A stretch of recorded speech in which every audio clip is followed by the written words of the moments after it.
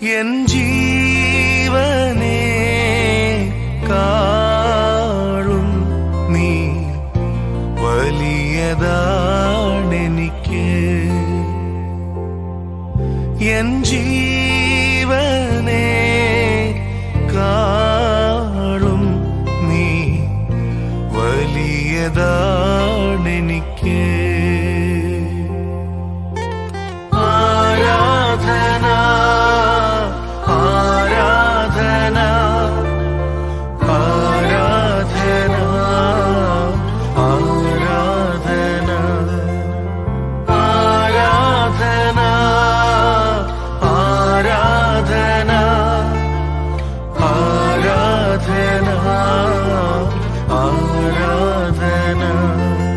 N പ്രേമഗീതമാ എന്നേശുനാഥ നീ, N പ്രേമഗീതമാ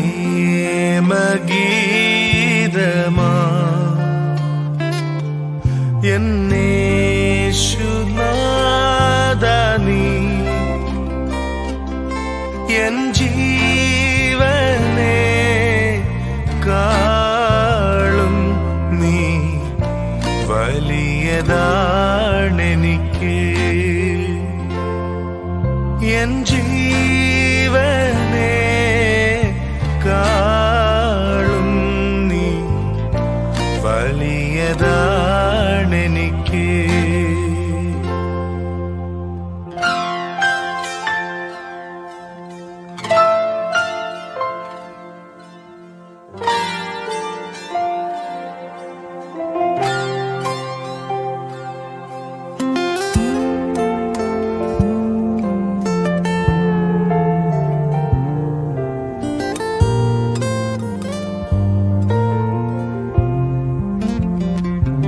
തുല്യം ചൊല്ലാൻ ആരുമില്ലേ അങ്ങേ പോലെ യേശുവേ. തുല്യം ചൊല്ലാൻ ആരുമില്ലേ അങ്ങേ പോലെ യേശുവേ. ജീവനേ സ്വന്തമേ അങ്ങേ മാർവിൽ ചാരുന്നു ഞാൻ. ജീവനേ സ്വന്തമേ അങ്ങേ മാർവിൽ ചാരുന്നു ഞാൻ.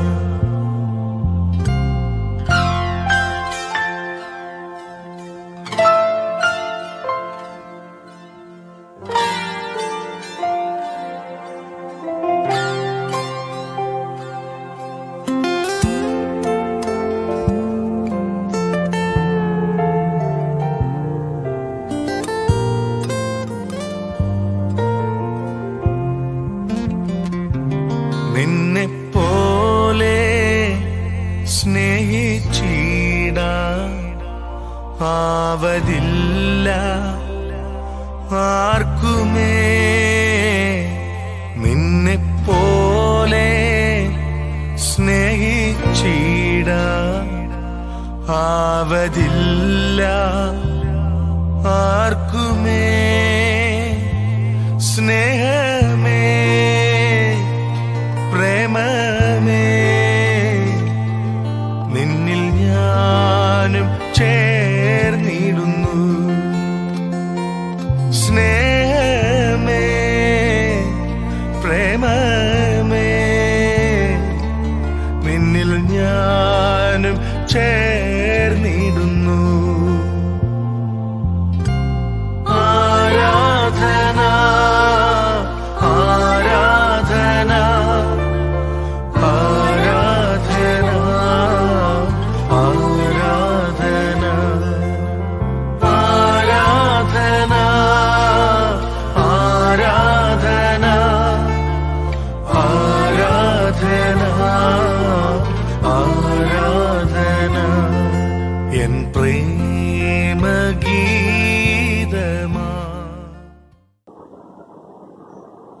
കർത്താവായ യേശു ക്രിസ്തുവിൻ്റെ അതിപരിശുദ്ധ നാമത്തിൽ എല്ലാവരെയും ഈ വിശുദ്ധ ആരാധനയിലേക്ക് ഹാർദവമായിട്ട് സ്വാഗതം ചെയ്യും. നമുക്ക് പ്രാർത്ഥിക്കാം. എന്മനമേ യഹോവേ വാഴ്ത്തുക, എൻ്റെ സർവാന്തരംഗവുമേ അവൻ്റെ വിശുദ്ധ നാമത്തെ വാഴ്ത്തുക. എന്മനമേ യഹോവേ വാഴ്ത്തുക, അവൻ്റെ ഉപകാരങ്ങളൊന്നും മറക്കരുത്. ഞങ്ങളെ സ്നേഹിക്കുന്ന സ്വർഗീയ നല്ല പിതാവേ, മനോഹരമായ വിശുദ്ധ ദിവസത്തിൻ്റെ പ്രഭാതത്തിനായിട്ട് സ്തോത്രം ചെയ്യുന്നു. കർത്താവേ, മെയ് മാസത്തിൻ്റെ അവസാന ദിവസം, അവസാന ഞായറാഴ്ചയിലേക്ക് അവിടെ ഞങ്ങളെ കൂട്ടിക്കൊണ്ടുവന്ന വലിയ സ്നേഹത്തിനായിട്ട് ഞങ്ങൾ നന്ദിയോടെ സ്തോത്രം ചെയ്യുന്നു.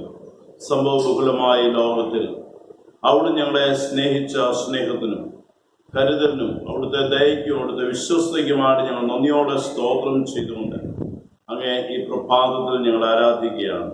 എല്ലാ സ്തുതിയും ബഹുമാനവും പുകഴ്ചയും മഹത്വവും കർത്താവിനെ ഞങ്ങൾ കരയേറ്റുന്നു. അവിടുന്ന് തന്നെ ശുശ്രൂഷയിൽ കൂടെ മഹത്വം എടുക്കണമേ. കർത്താവെ, പ്രത്യേകിച്ച് ലോകമെമ്പാടും COVID-19 എന്ന മഹാമാരിയിൽ ആരാധനാലയങ്ങളൊക്കെയും അടഞ്ഞു കിടക്കുമ്പോൾ, ഞങ്ങളുടെ യാഗപീഠങ്ങളൊക്കെയും അടയ്ക്കപ്പെട്ടിരിക്കുമ്പോൾ, ഞങ്ങളുടെ ഭവനങ്ങളിൽ അങ്ങേ ആരാധിപ്പാനായിട്ട് അവിടെ ഞങ്ങൾക്ക് ഒരുക്കിയ സാഹചര്യത്തിനായിട്ട് സ്തോത്രം. അങ്ങേ ആത്മാവിലും സത്യത്തിലും ആരാധിച്ച് ആത്മീക ബലം പ്രാപിപ്പാൻ കൃപ ചെയ്യണം. ഇന്നത്തെ ശുശ്രൂഷയിൽ ആ ദിവസങ്ങളുടെ സാന്നിധ്യത്താൽ അനുഗ്രഹിക്കണം. ക്രിസ്തുയേശുവിന്റെ അതിപരിശുദ്ധമുള്ള നാമത്തിൽ തന്നെ. കർത്താവിന്റെ നാമമഹത്വത്തിനും സ്തുതിക്കുമായി ക്രിസ്തീയ ഗീതങ്ങളിൽ 99-ാമത്തെ പാട്ട് നമുക്ക് ചേർന്ന് പാടാം. ഗീതം 99.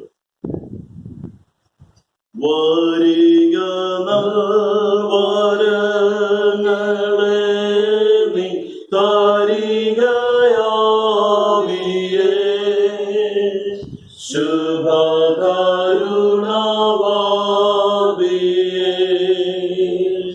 ശുഭകരുണാവാവിയേ,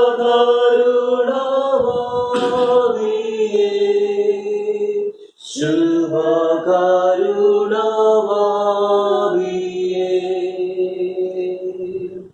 തവ ജനാഭിഷേകത്തിൻ സുഗന്ധതൈലമേ,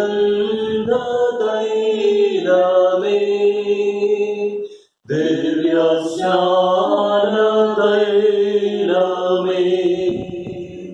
ദിവ്യസ്നാനതൈലമേ,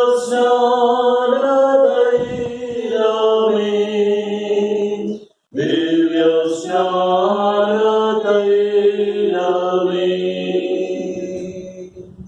പ്രാവ് പോലെയോ ദഹനജ്വാല പോലെയോ, കതിരൊളിവ് പോലെയോ, കതിരൊളിവ് പോലെയോ, കതിരൊളിവ് പോലെയോ,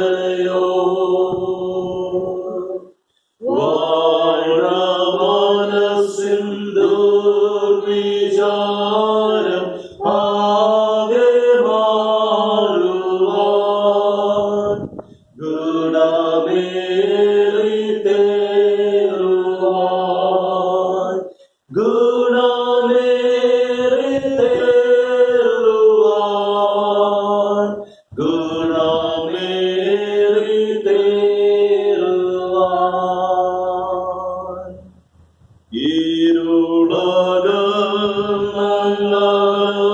ഇരുളകന്നങ്ങോതുങ്കൽ വെളിവളയുവാൻ,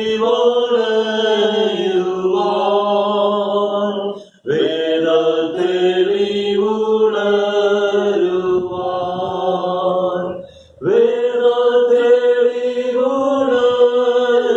വേദത്തെളിവുണരുവാൻ, വേദത്തെളിവുണരുവാൻ.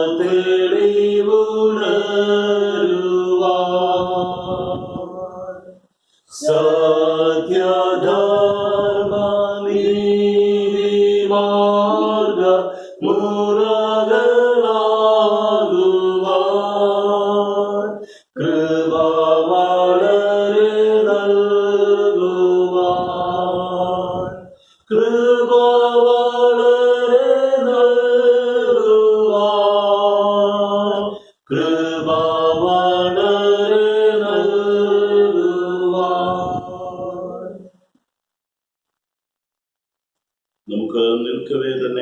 പ്രാർത്ഥന തുടരാം. ദൈവമാത്മാവാകുന്നു, അവനെ നമസ്കരിക്കുന്നവർ ആത്മാവിലും സത്യത്തിലും നമസ്കരിക്കണം. നമ്മുടെ പിതാവായ ദൈവത്തിൽ നിന്നും കർത്താവായ യേശു ക്രിസ്തുവിങ്കിൽ നിന്നും നിങ്ങൾക്ക് കൃപയും സമാധാനവും ഉണ്ടാകട്ടെ. ഇത് യഹോവയുണ്ടാക്കിയ ദിവസം, ഇന്ന് നാം സന്തോഷിച്ച് ആനന്ദിക്കാം. ദൈവത്തിന്റെ സ്നേഹം നമുക്ക് നൽകപ്പെട്ട പരിശുദ്ധാത്മാവിനാൽ നമ്മുടെ ഹൃദയങ്ങളിൽ പകർന്നിരിക്കുന്നുവല്ലോ. കർത്താവേ, ഞങ്ങളുടെ അതിരങ്ങളെ തുറക്കണമേ. എന്നാൽ ഞങ്ങളുടെ വായനയുടെ സ്തുതിയെ വർണ്ണിക്കും. പിതാവിനും പുത്രനും പരിശുദ്ധാത്മാവിനും മഹത്വമുണ്ടാകട്ടെ. ആദിയിലും എപ്പോഴും എന്നേക്കുമുള്ള പ്രകാരം തന്നെ. ആമേൻ.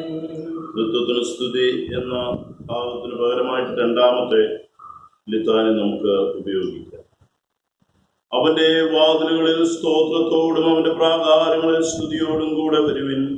അവന് സ്തോത്രം ചെയ്ത് അവന്റെ നാമത്തെ വാഴ്ത്തുവിൻ. യഹോവ നല്ലവനല്ലോ, അവന്റെ ദയ എന്നേക്കുമുള്ളത്.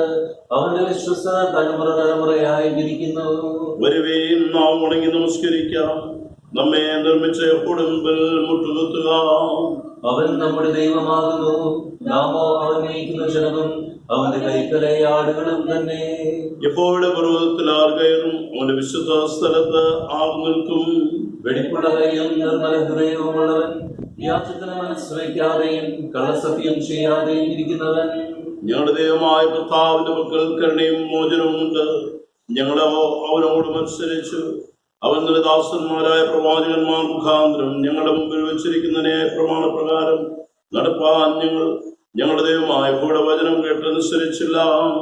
ദൈവത്തിന്റെ ഹനനയാഗങ്ങളെ തകർന്നിരിക്കുന്ന മനസ്സ്, തകർന്നും നുറുങ്ങിയിരിക്കുന്ന ഹൃദയത്തെ ദൈവമേ നിരസിക്കയില്ല. യേശു പറഞ്ഞു, അധ്വാനിക്കുന്നവരും ഭാരം ചുമക്കുന്നവരുമായുള്ളവരെ എല്ലാവരും എന്റെ അടുക്കൽ വരുവിൻ, ഞാൻ നിങ്ങളെ ആശ്വസിപ്പിക്കും. ഞാൻ എഴുന്നേറ്റ് അപ്പന്റെ അടുക്കൽ ചെന്ന് അവനോട്, അപ്പാ, ഞാൻ സ്വർഗത്തോടും നിന്നോടും പാപം ചെയ്തിരിക്കുന്നു എന്ന് പറയും. എന്റെ പാറയും എന്റെ വീണ്ടെടുപ്പുകാരനുമായ യഹോവേ, എന്റെ വായിലെ വാക്കുകളും എന്റെ ഹൃദയത്തിലെ ധ്യാനവും നിനക്ക് സഹായമായിരിക്കുമാറാകട്ടെ. സർവശക്തനായ ദൈവമേ, ഞങ്ങളുടെ കർത്താവായ യേശു ക്രിസ്തു മുഖാന്തരം ഞങ്ങളുടെ ആരാധനയും സ്തോത്രവും തിരുമുമ്പാകെ അർപ്പിക്കുന്നതിനായി ഞങ്ങൾ നിന്റെ സന്നിധിയിലേക്ക് വന്നിരിക്കുന്നു. ഞങ്ങളുടെ പാപങ്ങളെ പരമാർത്ഥമായി ഏറ്റുപറയുന്നതിന് മറ്റുള്ളവർക്ക് ഞങ്ങൾക്ക് വേണ്ടി പ്രാർത്ഥിക്കുന്നതിന് ഞങ്ങളെ സഹായിക്കണമേ. നിന്റെ പരിശുദ്ധ വചനം ശ്രദ്ധയോടെ കേൾക്കുന്നതിനാൽ ഞങ്ങൾ നിന്റെ സ്നേഹത്തിന്റെ വലിപ്പത്തെ കൂടുതൽ യഥാർത്ഥമായി അറിയുകയും നിന്റെ കൃപാഫലങ്ങളെ ഞങ്ങളുടെ ജീവിതത്തിൽ തെളിയിച്ചു കാണിക്കുകയും ചെയ്യുന്നതിന് ഞങ്ങളുടെ കർത്താവായ യേശു ക്രിസ്തു മൂലം കൃപ ചെയ്യണമേ. ആമേൻ. നമുക്ക് പാപമില്ല എന്ന് നാം പറയുന്നുവെങ്കിൽ നമ്മെ തന്നെ വഞ്ചിക്കുന്നു. സത്യം നമ്മളില്ലാതെയായി നമ്മുടെ പാപങ്ങളെ ഏറ്റുപറയുന്നുവെങ്കിൽ അവൻ നമ്മോട് പാപങ്ങളെ ക്ഷമിച്ച് സകല അനീതിയും പോക്കി നമ്മെ ശുദ്ധീകരിപ്പാൻ തക്കവണ്ണം വിശ്വസ്തനും നീതിമാനുമാകുന്നു. ദൈവരാജ്യം സമീപിച്ചിരിക്കുന്നു. മനസ്സാന്തരപ്പെട്ട് സുവിശേഷത്തിൽ വിശ്വസിപ്പിൻ. നമുക്കുള്ള മഹാപുരോഹിതൻ നമ്മുടെ വരയിൽ സാധാരണ കാണിപ്പാൻ കഴിയാത്തവനല്ല. പാപമൊഴിയ സർവത്തിനും നമുക്ക് തുല്യമായി പരീക്ഷിക്കപ്പെടുന്നത്രയും നമുക്കുള്ളത്. അതുകൊണ്ട് നമുക്ക് ബോധ്യമാനമായി നമ്മെ തന്നെ ദൈവസ്ഥനെ ശോധന ചെയ്യാം. കഴിഞ്ഞൊരാഴ്ച കാലം നമ്മുടെ ജീവിതത്തിൽ വന്നുപോയ കുറവുകളെയും ബലഹീനതകളെയും ദൈവസ്ഥനെ ഏറ്റുപറഞ്ഞു ദൈവത്തിന്റെ കരുണയ്ക്കായിട്ട് നമുക്ക് യാചിക്കാം. സഹായകരമായിട്ട് രണ്ടാമത്തെ പ്രാർത്ഥന നമുക്ക് ഉപയോഗിക്കാം. രണ്ടാമത്തെ പ്രാർത്ഥന: ഞങ്ങളുടെ പിതാവായ ദൈവമേ, ഞങ്ങൾ വിചാരത്തിലും വാക്കിലും പ്രവൃത്തിയിലും നിനക്ക് വിരോധമായി പാപം ചെയ്തിരിക്കുന്നു. ഞങ്ങൾ നിന്നെ പൂർണ്ണതയോടെ സ്നേഹിച്ചിട്ടില്ല. ഞങ്ങൾ ഞങ്ങളുടെ കൂട്ടുകാരെ ഞങ്ങളെ പോലെ തന്നെ സ്നേഹിച്ചിട്ടില്ല. ഞങ്ങളോട് കരുണയുണ്ടാകണമെന്ന് ഞങ്ങൾ നിന്നോട് അപേക്ഷിക്കുന്നു. ഞങ്ങളുടെ പാപങ്ങൾ ഞങ്ങളെ ശുദ്ധീകരിക്കുകയും ദോഷത്തെ ജയിക്കുവാൻ ഞങ്ങൾക്ക് സഹായിക്കുകയും ചെയ്യണമെന്ന് ഞങ്ങളുടെ കർത്താവായ യേശു ക്രിസ്തു മൂലം ഞങ്ങൾ നിന്നോട് അപേക്ഷിക്കുന്നു. ആമേൻ. എപ്പോഴും കരുണയുണ്ടാകുകയും ക്ഷമിക്കുകയും ചെയ്യുന്ന സ്വഭാവം രക്ഷണമുള്ള ദൈവമേ, ഞങ്ങളുടെ താഴ്മയുള്ള അപേക്ഷകളെ കൈക്കൊള്ളണമേ. ഞങ്ങൾ ഞങ്ങളുടെ പാപച്ചങ്ങല കൊണ്ട് ബന്ധിക്കപ്പെട്ടവരാകുന്നു. എങ്കിലും ഞങ്ങളുടെ മധ്യസ്ഥനും കാര്യസ്ഥനുമായ യേശു ക്രിസ്തുവിന്റെ ബഹുമാനത്തിനായിട്ട് നിന്റെ മഹാകരുണയോടുകൂടിയ കനിവുകൊണ്ട് ഞങ്ങളെ അഴിച്ചുവിടണമേ. ആമേൻ. കർത്താവിനെ സ്തുതിപ്പിൻ. കർത്താവിന്റെ നാമം സ്തുതിക്കപ്പെടട്ടെ. 95-ാം സങ്കീർത്തനം 1 മുതൽ 7 വരെയുള്ള വാക്യങ്ങൾ വാക്യപ്രതിവാക്യമായിട്ട്. വരുവേയും നാം യഹോവയ്ക്കുള്ള ഘോഷിക്കാം, നമ്മുടെ രക്ഷയുടെ പാറയ്ക്കാർപ്പെടുക. നാം സ്തോത്രത്തോടെ അവന്റെ സന്നിധിയിൽ ചെല്ലുക, സങ്കീർത്തനങ്ങളോടെ അവനെ ഘോഷിക്കാം. യഹോവ മഹാദൈവമല്ലോ, സകലദേവന്മാർക്കും മീതെ മഹാരാജാവ് തന്നെ. ഭൂമിയുടെ അധോഭാഗങ്ങൾ അവന്റെ കയ്യിലാകുന്നു, പർവ്വതങ്ങളും ശിഖരങ്ങളും അവനുള്ളതാണ്. സമുദ്രമുള്ളത് അവനതിനെ ഉണ്ടാക്കി, കരയും അവന്റെ കൈകൾ മനഞ്ഞിരിക്കുന്നു. വരുവിൻ നാം വണങ്ങി നമസ്കരിക്കാം, നമ്മെ നിർമ്മിച്ച യഹോവയുടെ മുമ്പിൽ മുട്ടുകുത്തുക. അവൻ നമ്മുടെ ദൈവമാകുന്നു, നാമോ അവൻ മേയ്ക്കുന്ന ജനവും അവന്റെ കൈക്കലെ ആടുകളും തന്നെ. പിതാവിനും പുത്രനും പരിശുദ്ധാത്മാവിനും മഹത്വമുണ്ടാകട്ടെ. ആദിയിലും ഇപ്പോഴും എന്നേക്കുമുള്ള പ്രകാരം തന്നെ. ആമേൻ. ഇന്നത്തേക്ക് നിശ്ചയിച്ചിരിക്കുന്ന പ്രത്യേക സങ്കീർത്തനം 29-ാം സങ്കീർത്തനം. സങ്കീർത്തനം 29 വാക്യപ്രതിവാക്യമായിട്ട്. 29-ാം സങ്കീർത്തനം.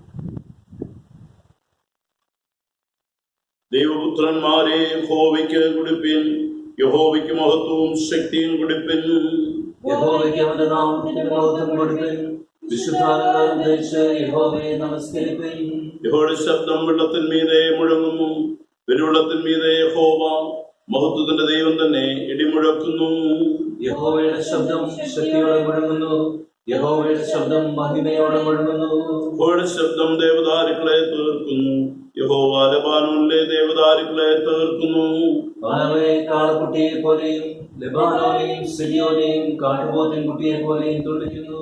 യഹോവയുടെ ശബ്ദം അഗ്നിജ്വാലകളെ ചിഹ്നിക്കുന്നു, യഹോവയുടെ ശബ്ദം മരുഭൂമിയെ നടക്കുന്നു, യഹോവ കാദേശ് മരുവിനെ നടക്കുന്നു. യഹോവയുടെ ശബ്ദം മാൻപേടകളെ പ്രസവിക്കുമാറാക്കുന്നു, വനങ്ങളെ തോലൊരിക്കുന്നു. അവന്റെ മന്ദിരത്തിൽ സകലവും മഹത്വം എന്നും ചൊല്ലുന്നു.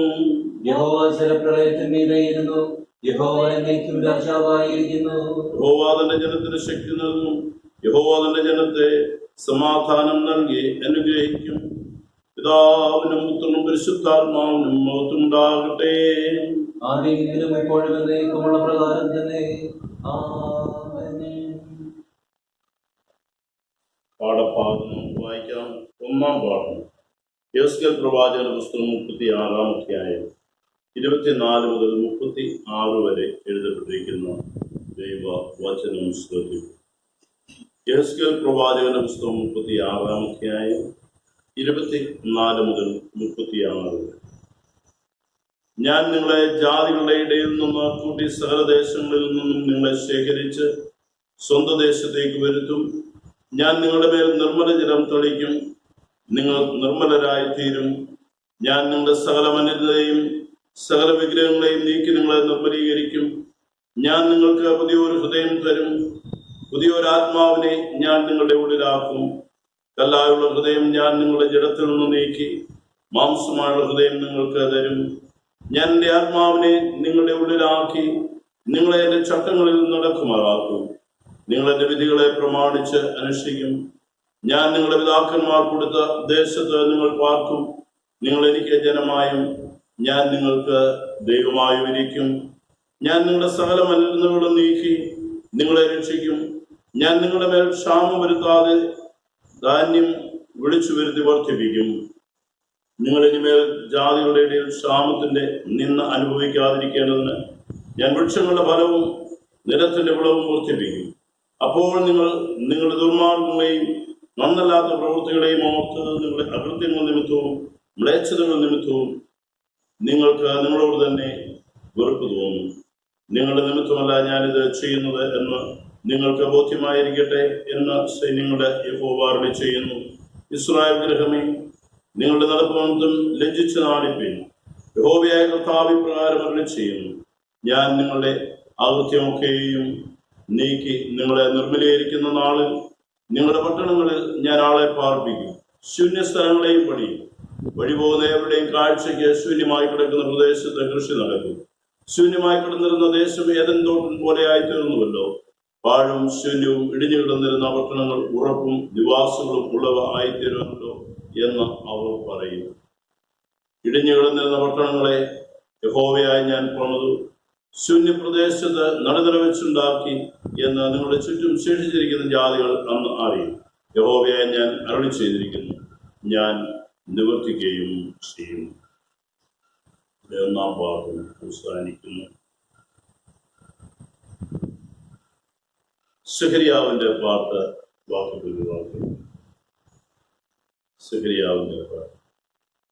സൈന്യങ്ങളുടെ ദൈവമായ കർത്താവ് അനുഗ്രഹിക്കപ്പെട്ടവൻ, അവൻ തന്റെ ജനത്തെ സന്ദർശിച്ച് ഉദ്ധാരണം ചെയ്യും. ആദ്യം മുതൽ തന്റെ വിശുദ്ധ പ്രവാചകന്മാർ മുഖാന്തരം അരുളി ചെയ്തതുപോലെ നമ്മുടെ ശത്രുക്കളുടെ വശത്തു നിന്നും നമ്മെ പകയ്ക്കുന്നവരുടെയും കയ്യിൽ നിന്നും നമ്മെ രക്ഷിപ്പാൻ തന്റെ ദാസനായ ദാവീദിന്റെ ഗ്രഹത്തിൽ നമുക്ക് രക്ഷയെടുക്കും ഉയർത്തുകയും ചെയ്തിരിക്കുന്നത്, നമ്മുടെ പിതാക്കന്മാരോട് കരുണ പ്രവർത്തിക്കേണ്ടതിനും നമ്മുടെ ശത്രുക്കളുടെ കയ്യിൽ നിന്നും രക്ഷിക്കപ്പെട്ട് നാം ആയുഷ്കാലമൊക്കെയും ഭയം കൂടാതെ തിരുമുമ്പിൽ വിശുദ്ധിയിലും നീതിയിലും തന്നെ ആരാധിപ്പാൻ നമുക്ക് കൃപ നൽകുമെന്ന് അവൻ നമ്മുടെ പിതാവായ അബ്രഹാമിനോട് ചെയ്ത സത്യവും തന്റെ വിശുദ്ധ നിയമവും ഓർത്തത് കൊണ്ടുമാകുന്നു. നീയോ പൈതലയത്തിനതിന്റെ പ്രവാചകൻ എന്ന് വിളിക്കപ്പെടും. കർത്താവിന്റെ വഴി ഒരുക്കുവാനും നമ്മുടെ ദൈവത്തിന്റെ ആഗ്രഹകരണയാൽ അവന്റെ ജനത്തിന് പാപമോചനത്തിൽ രക്ഷാപരിജ്ഞാനം കൊടുക്കാനുമായി നീ അവന് മുമ്പായി നടക്കും. ഇരുളിലും മരണത്തിലും ഇരിക്കുന്നവർക്ക് പ്രകാശിച്ച് നമ്മുടെ കാലുകളെ സമാധാന മാർഗത്തിൽ നടത്തേണ്ടതിന് ആ ആഗ്രഹകരണയാൽ ഉയരത്തിൽ നിന്നുദയം നമ്മെ സന്ദർശിച്ചിരിക്കുന്നു. പിതാവിനും പുത്രനും പരിശുദ്ധാത്മാവിനും മഹത്വമുണ്ടാകട്ടെ.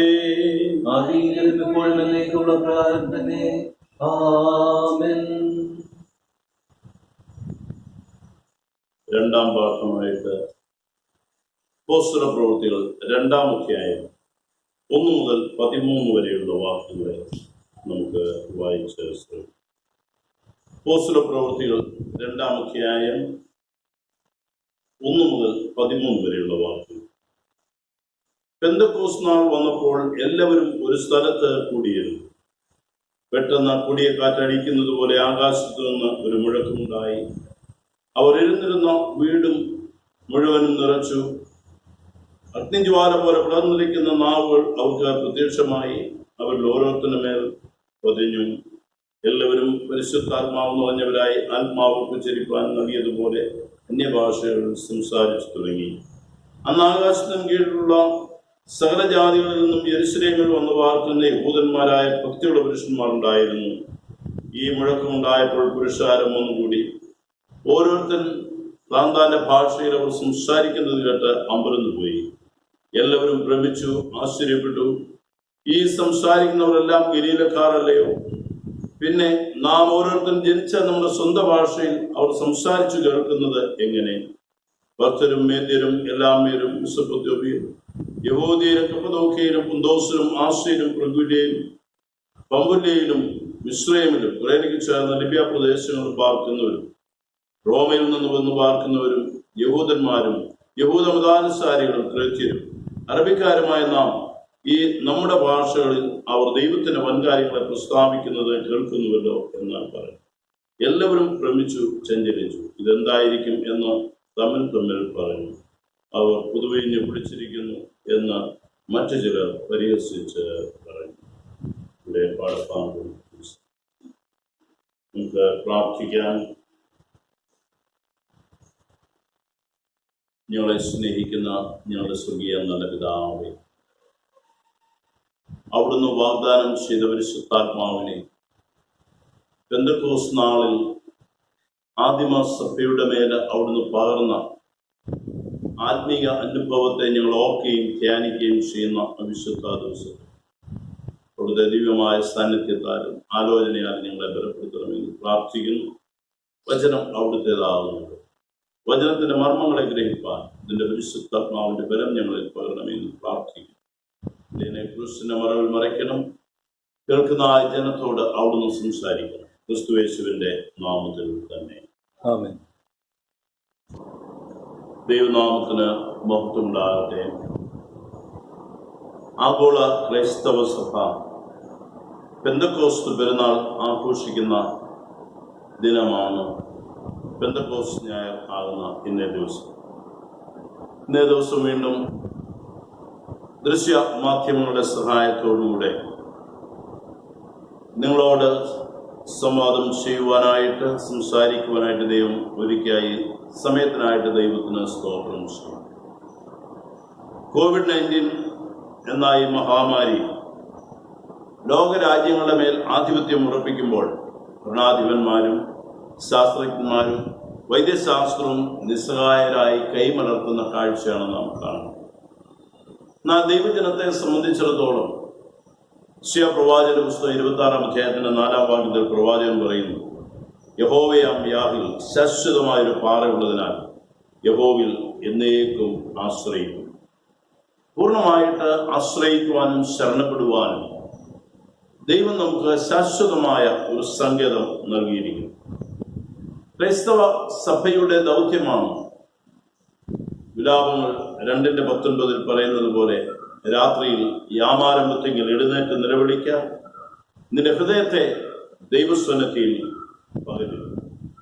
പ്രാർത്ഥനയാണ് നമുക്ക് ഈ ലോകത്തിന് നൽകുവാനായിട്ട് കഴിയുന്നത്. കാരണം സാത്താൻ ദൈവ ആരാധനയും അതുപോലെ തന്നെ പ്രാർത്ഥനകളെയും പൂർണ്ണമായിട്ട് നിരോധിച്ചു കളഞ്ഞിരിക്കുന്നതായ ഒരു കാലഘട്ടം എന്ന് വേണമെങ്കിൽ നമുക്കിതിനെ വിശേഷിപ്പിക്കാം. എന്നാൽ നാം ആയിരിക്കുന്ന ഇടങ്ങളിൽ ദൈവത്തിന്റെ വാഗ്ദത്തങ്ങളിൽ മുറുകെ പിടിച്ചുകൊണ്ട് എല്ലായിടത്തും നിറഞ്ഞു നിൽക്കുന്ന ദൈവ സാന്നിധ്യത്തിന്റെ നിറവിൽ ഈ പ്രതിസന്ധി അതിജീവിക്കുവാനും ഈ പ്രതിസന്ധിയിൽ കൂടെ കടന്നു പോകുന്നവർക്ക് വേണ്ടി പ്രാർത്ഥിക്കുവാനും നമുക്ക് ഈ ദിവസങ്ങൾ വിനിയോഗിക്കാം. അത് ഏറ്റവും അർത്ഥവത്തായി തീരട്ടെ എന്ന് ഞാൻ പ്രാർത്ഥിക്കും. ഞാൻ പ്രാരംഭമായി പറഞ്ഞതുപോലെ ഇന്ന് പെന്തക്കോസ്ത് ഞായറായി ആചരിക്കുന്ന ദിനമാണ്. ഇത് യഹൂദന്മാരുടെ ഇസ്രായേൽ ജനത്തിന്റെ ഒരു പെരുന്നാളായിരുന്നു. പെസഹ പെരുന്നാൾ കഴിഞ്ഞ് 50-ാം ദിവസമാണ് ഈ പെരുന്നാൾ ആചരിക്കുന്നത്. ഇതിനവര് കൊയ്ത്ത് പെരുന്നാളെന്നും പേർ വിളിച്ചിരുന്നു. അതുപോലെ തന്നെ ദൈവം മോശയ്ക്ക് ന്യായപ്രമാണം നൽകിയതിന്റെ ഓർമ്മ കൊണ്ടാടുന്നത് ഈ ദിവസത്തിലാണ് എന്നും പറയപ്പെടുന്നു. യേശു കർത്താവ് പെസഹ കഴിഞ്ഞ് ആഴ്ചവട്ടത്തിന്റെ 1-ാം നാൾ ഉയർത്തെഴുന്നേറ്റു. തുടർന്ന് 40 നാൾ തന്നെ സ്നേഹിക്കുകയും ചെയ്തതായ ശിഷ്യന്മാർക്ക് പ്രത്യക്ഷനാണ്. സ്വർഗാരോഹണം ചെയ്യുമ്പോൾ കർത്താവ് നൽകിയ വാഗ്ദത്തമാണ് കഴിഞ്ഞ ആഴ്ചയിൽ നമ്മൾ ധ്യാനിച്ചത്. ലൂക്കോസിന്റെ സുവിശേഷം 24-ാം അധ്യായത്തിന്റെ 49-ാം വാക്യത്തിൽ നിന്ന്, എന്റെ പിതാവ് വാഗ്ദത്തം ചെയ്തതിനെ ഞാൻ നിങ്ങളുടെ മേലയക്കും, നിങ്ങളോ ഉയരത്തിൽ നിന്ന് ശക്തി ധരിക്കുവോളം നഗരത്തിൽ പാർപ്പിൻ. ഈ ഒരു വാഗ്ദത്തമാണ് കർത്താവ് ശിഷ്യന്മാർക്ക് നൽകിയത്. ഈ വാക്കുകൾ പാലിച്ച് അക്ഷരാർത്ഥത്തിൽ ശിഷ്യന്മാര് ആ ദിവസം മുതൽ ഒരു സ്ഥലത്ത് കൂടിയിരിക്കുക.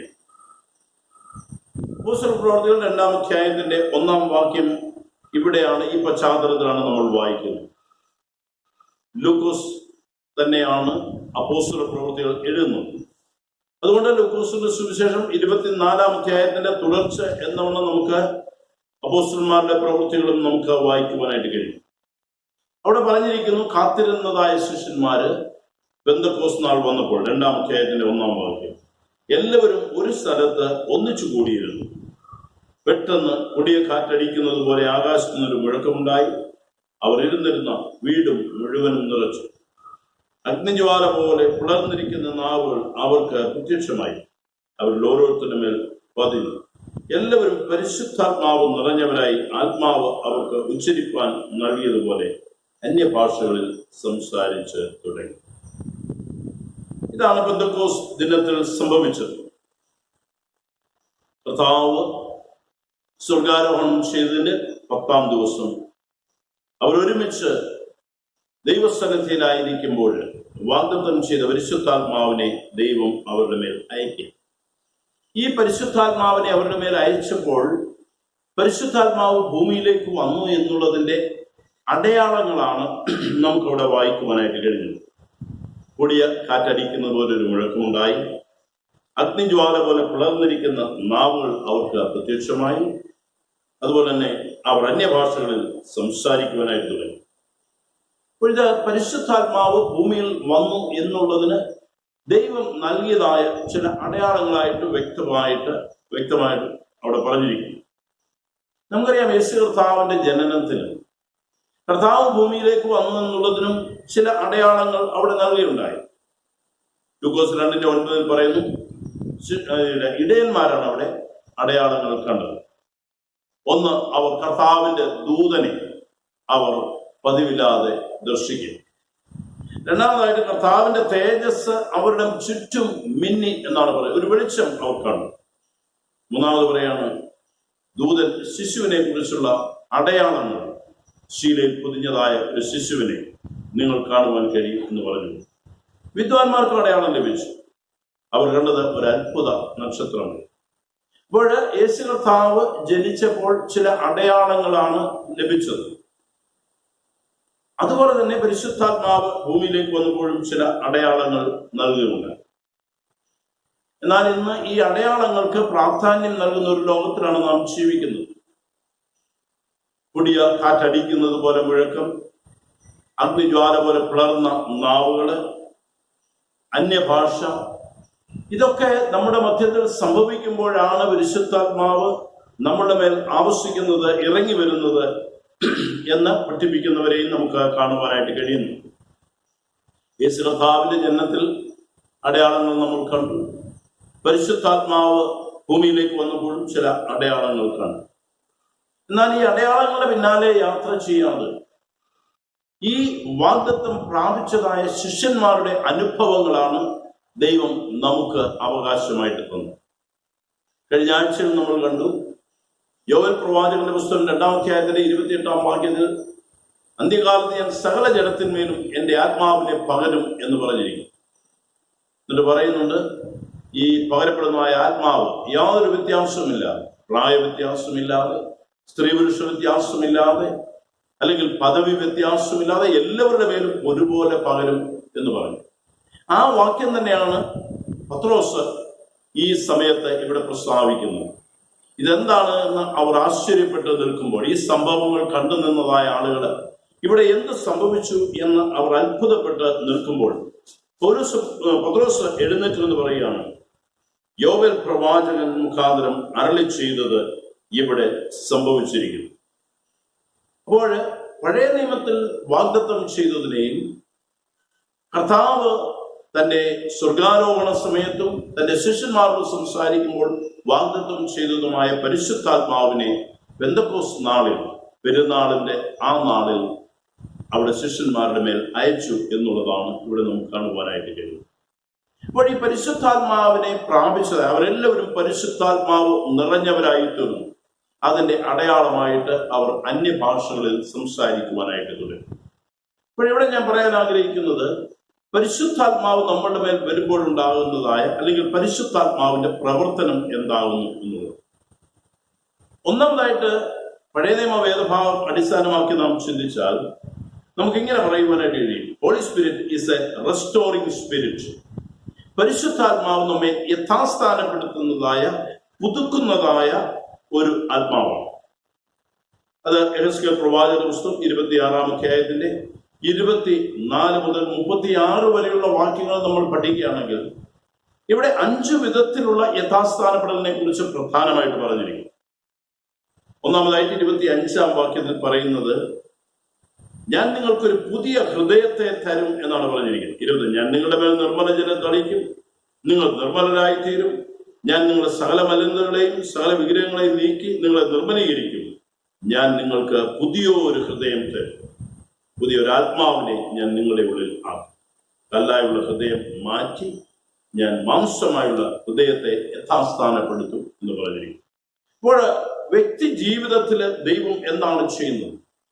നമ്മുടെ ഹൃദയത്തിന് രൂപാന്തരം നൽകുന്നു ഈ പരിശുദ്ധാത്മാവ് മുഖാന്തരം എന്നാണ് പറഞ്ഞിരിക്കുന്നത്. അപ്പോൾ ഒന്നാമത് നമ്മുടെ ഹൃദയത്തെ യഥാസ്ഥാനപ്പെടുത്തുന്നു. രണ്ടാമതായിട്ട് 27-ാം വാക്യത്തിൽ അവിടെ പറഞ്ഞിരിക്കുന്നത്, ഞാൻ എൻ്റെ ആത്മാവിനെ നിങ്ങളുടെ ഉള്ളിലാക്കി നിങ്ങളെ എൻ്റെ ചട്ടങ്ങളിൽ നടക്കുമാറാക്കും. A new walk. നമ്മുടെ നടപ്പിനെ യഥാസ്ഥാനപ്പെടുത്തും, നമ്മുടെ ശീലങ്ങളെ യഥാസ്ഥാനപ്പെടുത്തും, നമ്മുടെ ജീവിത ശൈലികളെ യഥാസ്ഥാനപ്പെടുന്നു. അതുകൊണ്ടാണ് കർത്താവിന്റെ പരിശുദ്ധാത്മാവ് നിങ്ങളുടെ മേൽ വരുമ്പോൾ അത് സത്യത്തിന്റെ ആത്മാവാണ്. തന്നെയുമല്ല, ഈ പരിശുദ്ധാത്മാവ് നിങ്ങളെ പാപത്തെക്കുറിച്ചും നീതിയെക്കുറിച്ചും ന്യായവിധിയെക്കുറിച്ചും ബോധ്യം വരുത്തും എന്ന് പറഞ്ഞു. അപ്പോൾ നമ്മുടെ നടപ്പിനെ ഈ പരിശുദ്ധാത്മാവ് നമ്മുടെ ഉള്ളിലാകുമ്പോൾ അത് യഥാസ്ഥാനപ്പെടുത്തും. 30-ാം വാക്യത്തിൽ പറയുകയാണ്, ഇനിമേൽ ജാതികളുടെ ഇടയിൽ ക്ഷാമത്തിന്റെ നിന്ന അനുഭവിക്കാതിരിക്കേണ്ടതിന് ഞാൻ വൃക്ഷങ്ങളുടെ ഫലവും നിലത്തിന്റെ വിളവും വർദ്ധിക്കും. 3-ാമത് പറഞ്ഞിരിക്കുന്നത്, നിങ്ങളുടെ ഭൗതികതയെ അല്ലെങ്കിൽ നിങ്ങളുടെ ആവശ്യങ്ങൾ, അവരുടെ പ്രധാനപ്പെട്ട കൃഷിഭൂമിയായിരുന്നു അവരുടെ ആധാരമെങ്കിൽ നിങ്ങളുടെ നശിച്ചു പോയതായ കൃഷിഭൂമിയെ ഞാൻ യഥാസ്ഥാനപ്പെടുത്തും എന്ന് പറയുന്നു. നിങ്ങൾക്ക് നഷ്ടമായതിനെ ഞാൻ യഥാസ്ഥാനപ്പെടുത്തും. 33, 34 വാക്യങ്ങളിലേക്ക് വരുമ്പോൾ അവിടെ പറഞ്ഞിരിക്കുന്നത്, നിങ്ങളുടെ പട്ടണങ്ങളിൽ ഞാൻ ആളെ പാർപ്പിക്കും, ശൂന്യ സ്ഥലങ്ങളെയും പണി. ഇപ്പോൾ ഇവിടെ പറഞ്ഞിരിക്കുന്നത് നിങ്ങളുടെ പട്ടണങ്ങളെ, നിങ്ങളുടെ ദേശത്തെ ഞാൻ യഥാസ്ഥാനപ്പെടുത്തും.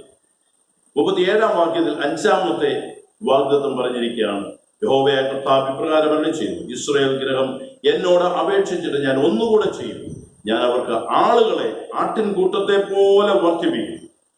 ഇവിടെ പറഞ്ഞിരിക്കുന്നത് അവരുടെ തലമുറകളെ, സന്തതികളെ വർദ്ധിപ്പിക്കും, അവരുടെ കുടുംബത്തെ യഥാസ്ഥാനപ്പെടുത്തും എന്ന് പറയും. അപ്പോൾ ഇവിടെ നമുക്ക് കാണുവാൻ കഴിയുന്നത്, പരിശുദ്ധാത്മാവിന്റെ പ്രധാനപ്പെട്ട പ്രവർത്തനം എന്ന് പറയുന്നത് നമ്മെ പുതുക്കുകയും നമ്മെ യഥാസ്ഥാനപ്പെടുത്തും, നാം ആയിരിക്കുന്ന സ്ഥാനത്ത്, നാം ഇരിക്കേണ്ട സ്ഥാനത്തേക്ക് നമ്മെ തിരിച്ചു കൊണ്ടുവരികയും ചെയ്തതാണ് പരിശുദ്ധാത്മാവിന്റെ പ്രവർത്തനം. ഉൽപ്പത്തി പുസ്തകം 4-ാം വാക്യം നാം വായിക്കുമ്പോൾ പാഴും ശൂന്യമായിരുന്ന ഭൂമിയുടെ അവസ്ഥയെക്കുറിച്ച് പറയുന്നു. ഇരുളുണ്ടായിരുന്നു. അവിടെ പറയുന്നത് ആത്മാവ് വെള്ളത്തിന്മേൽ പരിവർത്തിച്ചുകൊണ്ടേയിരുന്നു. അതുകൊണ്ട് പിന്നീട് പറയുകയാണ്, എല്ലാം ക്രമമായിട്ട് ദൈവം അതിനെ കൊണ്ടുവരുന്നു. 6 ദിവസം തന്റെ സൃഷ്ടി പ്രവർത്തനങ്ങളെ കുറിച്ച് പറയുമ്പോൾ വളരെ ക്രമീകൃതമായ രീതിയിൽ സകലത്തെയും സൃഷ്ടിച്ച് ഓരോന്നും ഇരിക്കേണ്ട സ്ഥാനത്ത് ദൈവം ആക്കി വെച്ചു. സൂര്യൻ ഇരിക്കേണ്ട ഇടം അല്ലെങ്കിൽ സമയം, സ്ഥാനം, ചന്ദ്രൻ ഇരിക്കേണ്ടത്, നക്ഷത്രങ്ങളിൽ എല്ലാത്തിനെയും യഥാസ്ഥാനപ്പെടുന്നു. വളരെ മനോഹരമായ പ്രപഞ്ചത്തെ ദൈവം സൃഷ്ടിക്കും. അതുകൊണ്ട് ഒന്നാമതായിട്ട് പരിശുദ്ധാത്മാവിന്റെ പ്രവർത്തനം എന്ന് പറയുന്നത് പാഴും ശൂന്യവുമായിരിക്കുന്നതായ നമ്മുടെ ജീവിത ക്രമങ്ങളിൽ എന്ന് പറഞ്ഞെങ്കിൽ ആർക്കും പ്രയോജനമില്ലാത്ത ജീവിതം എന്ന് തോന്നുന്നുവെങ്കിൽ, എല്ലാം നഷ്ടപ്പെട്ടുവെന്നും തോന്നുന്നു എങ്കിൽ, നമ്മുടെ ജീവിതത്തെ ക്രമപ്പെടുത്തി, നമ്മുടെ നടപ്പിനെ ക്രമപ്പെടുത്തി, നമ്മുടെ അധ്വാനത്തെ ക്രമപ്പെടുത്തി, നമ്മുടെ ദേശത്തെ ക്രമപ്പെടുത്തി നമ്മുടെ തലമുറകളെ മാനിക്കും എന്ന് വാഗ്ദത്തം ചെയ്യാം. ഒന്നാമതായിട്ട് നമ്മുടെ വിശ്വാസ ജീവിതം അർത്ഥവത്തായി തീരുവാൻ ഈ പരിശുദ്ധാത്മാവിന്റെ സാന്നിധ്യം നമ്മെ ബലപ്പെടുത്തുക. ശിഷ്യന്മാരുടെ ജീവിതം അർത്ഥരഹിതവും നിരാശാപൂർണവുമായിരുന്നു എന്നും കാണുവാൻ കഴിയും. അത് വളരെ യാഥാർത്ഥ്യം തന്നെയായിരുന്നു. അവരൊരു കാലത്ത് ജീവിത പ്രവർത്തനങ്ങളിൽ വ്യാപൃതരായിരുന്നവർ കർത്താവിനെ പിൻപറ്റി. എന്നാൽ കർത്താവ് അവരെ വിട്ടു പോകുന്നതായ സമയത്ത് തികച്ചും നിരാശയുടെ അനുഭവങ്ങളിൽ കൂടെ കടന്നുപോയിരുന്നു. എന്നാൽ പ്രവർത്തനങ്ങൾ 2-ാം അധ്യായത്തിലെ 1 മുതൽ 13 വരെയുള്ള വാക്യങ്ങൾ വായിക്കുമ്പോൾ ഈ പരിശുദ്ധാത്മാവിനെ പ്രാപിച്ചതായ ശിഷ്യന്മാര് യഥാസ്ഥാനപ്പെടുകയാണ്. അവർ 11 പേരും യഥാസ്ഥാനപ്പെട്ടു. അവരിലുണ്ടായിരുന്ന ഭയം, അവരിലുണ്ടായിരുന്ന നഷ്ടബോധങ്ങൾ എല്ലാം തിരിച്ചു പിടിച്ചു.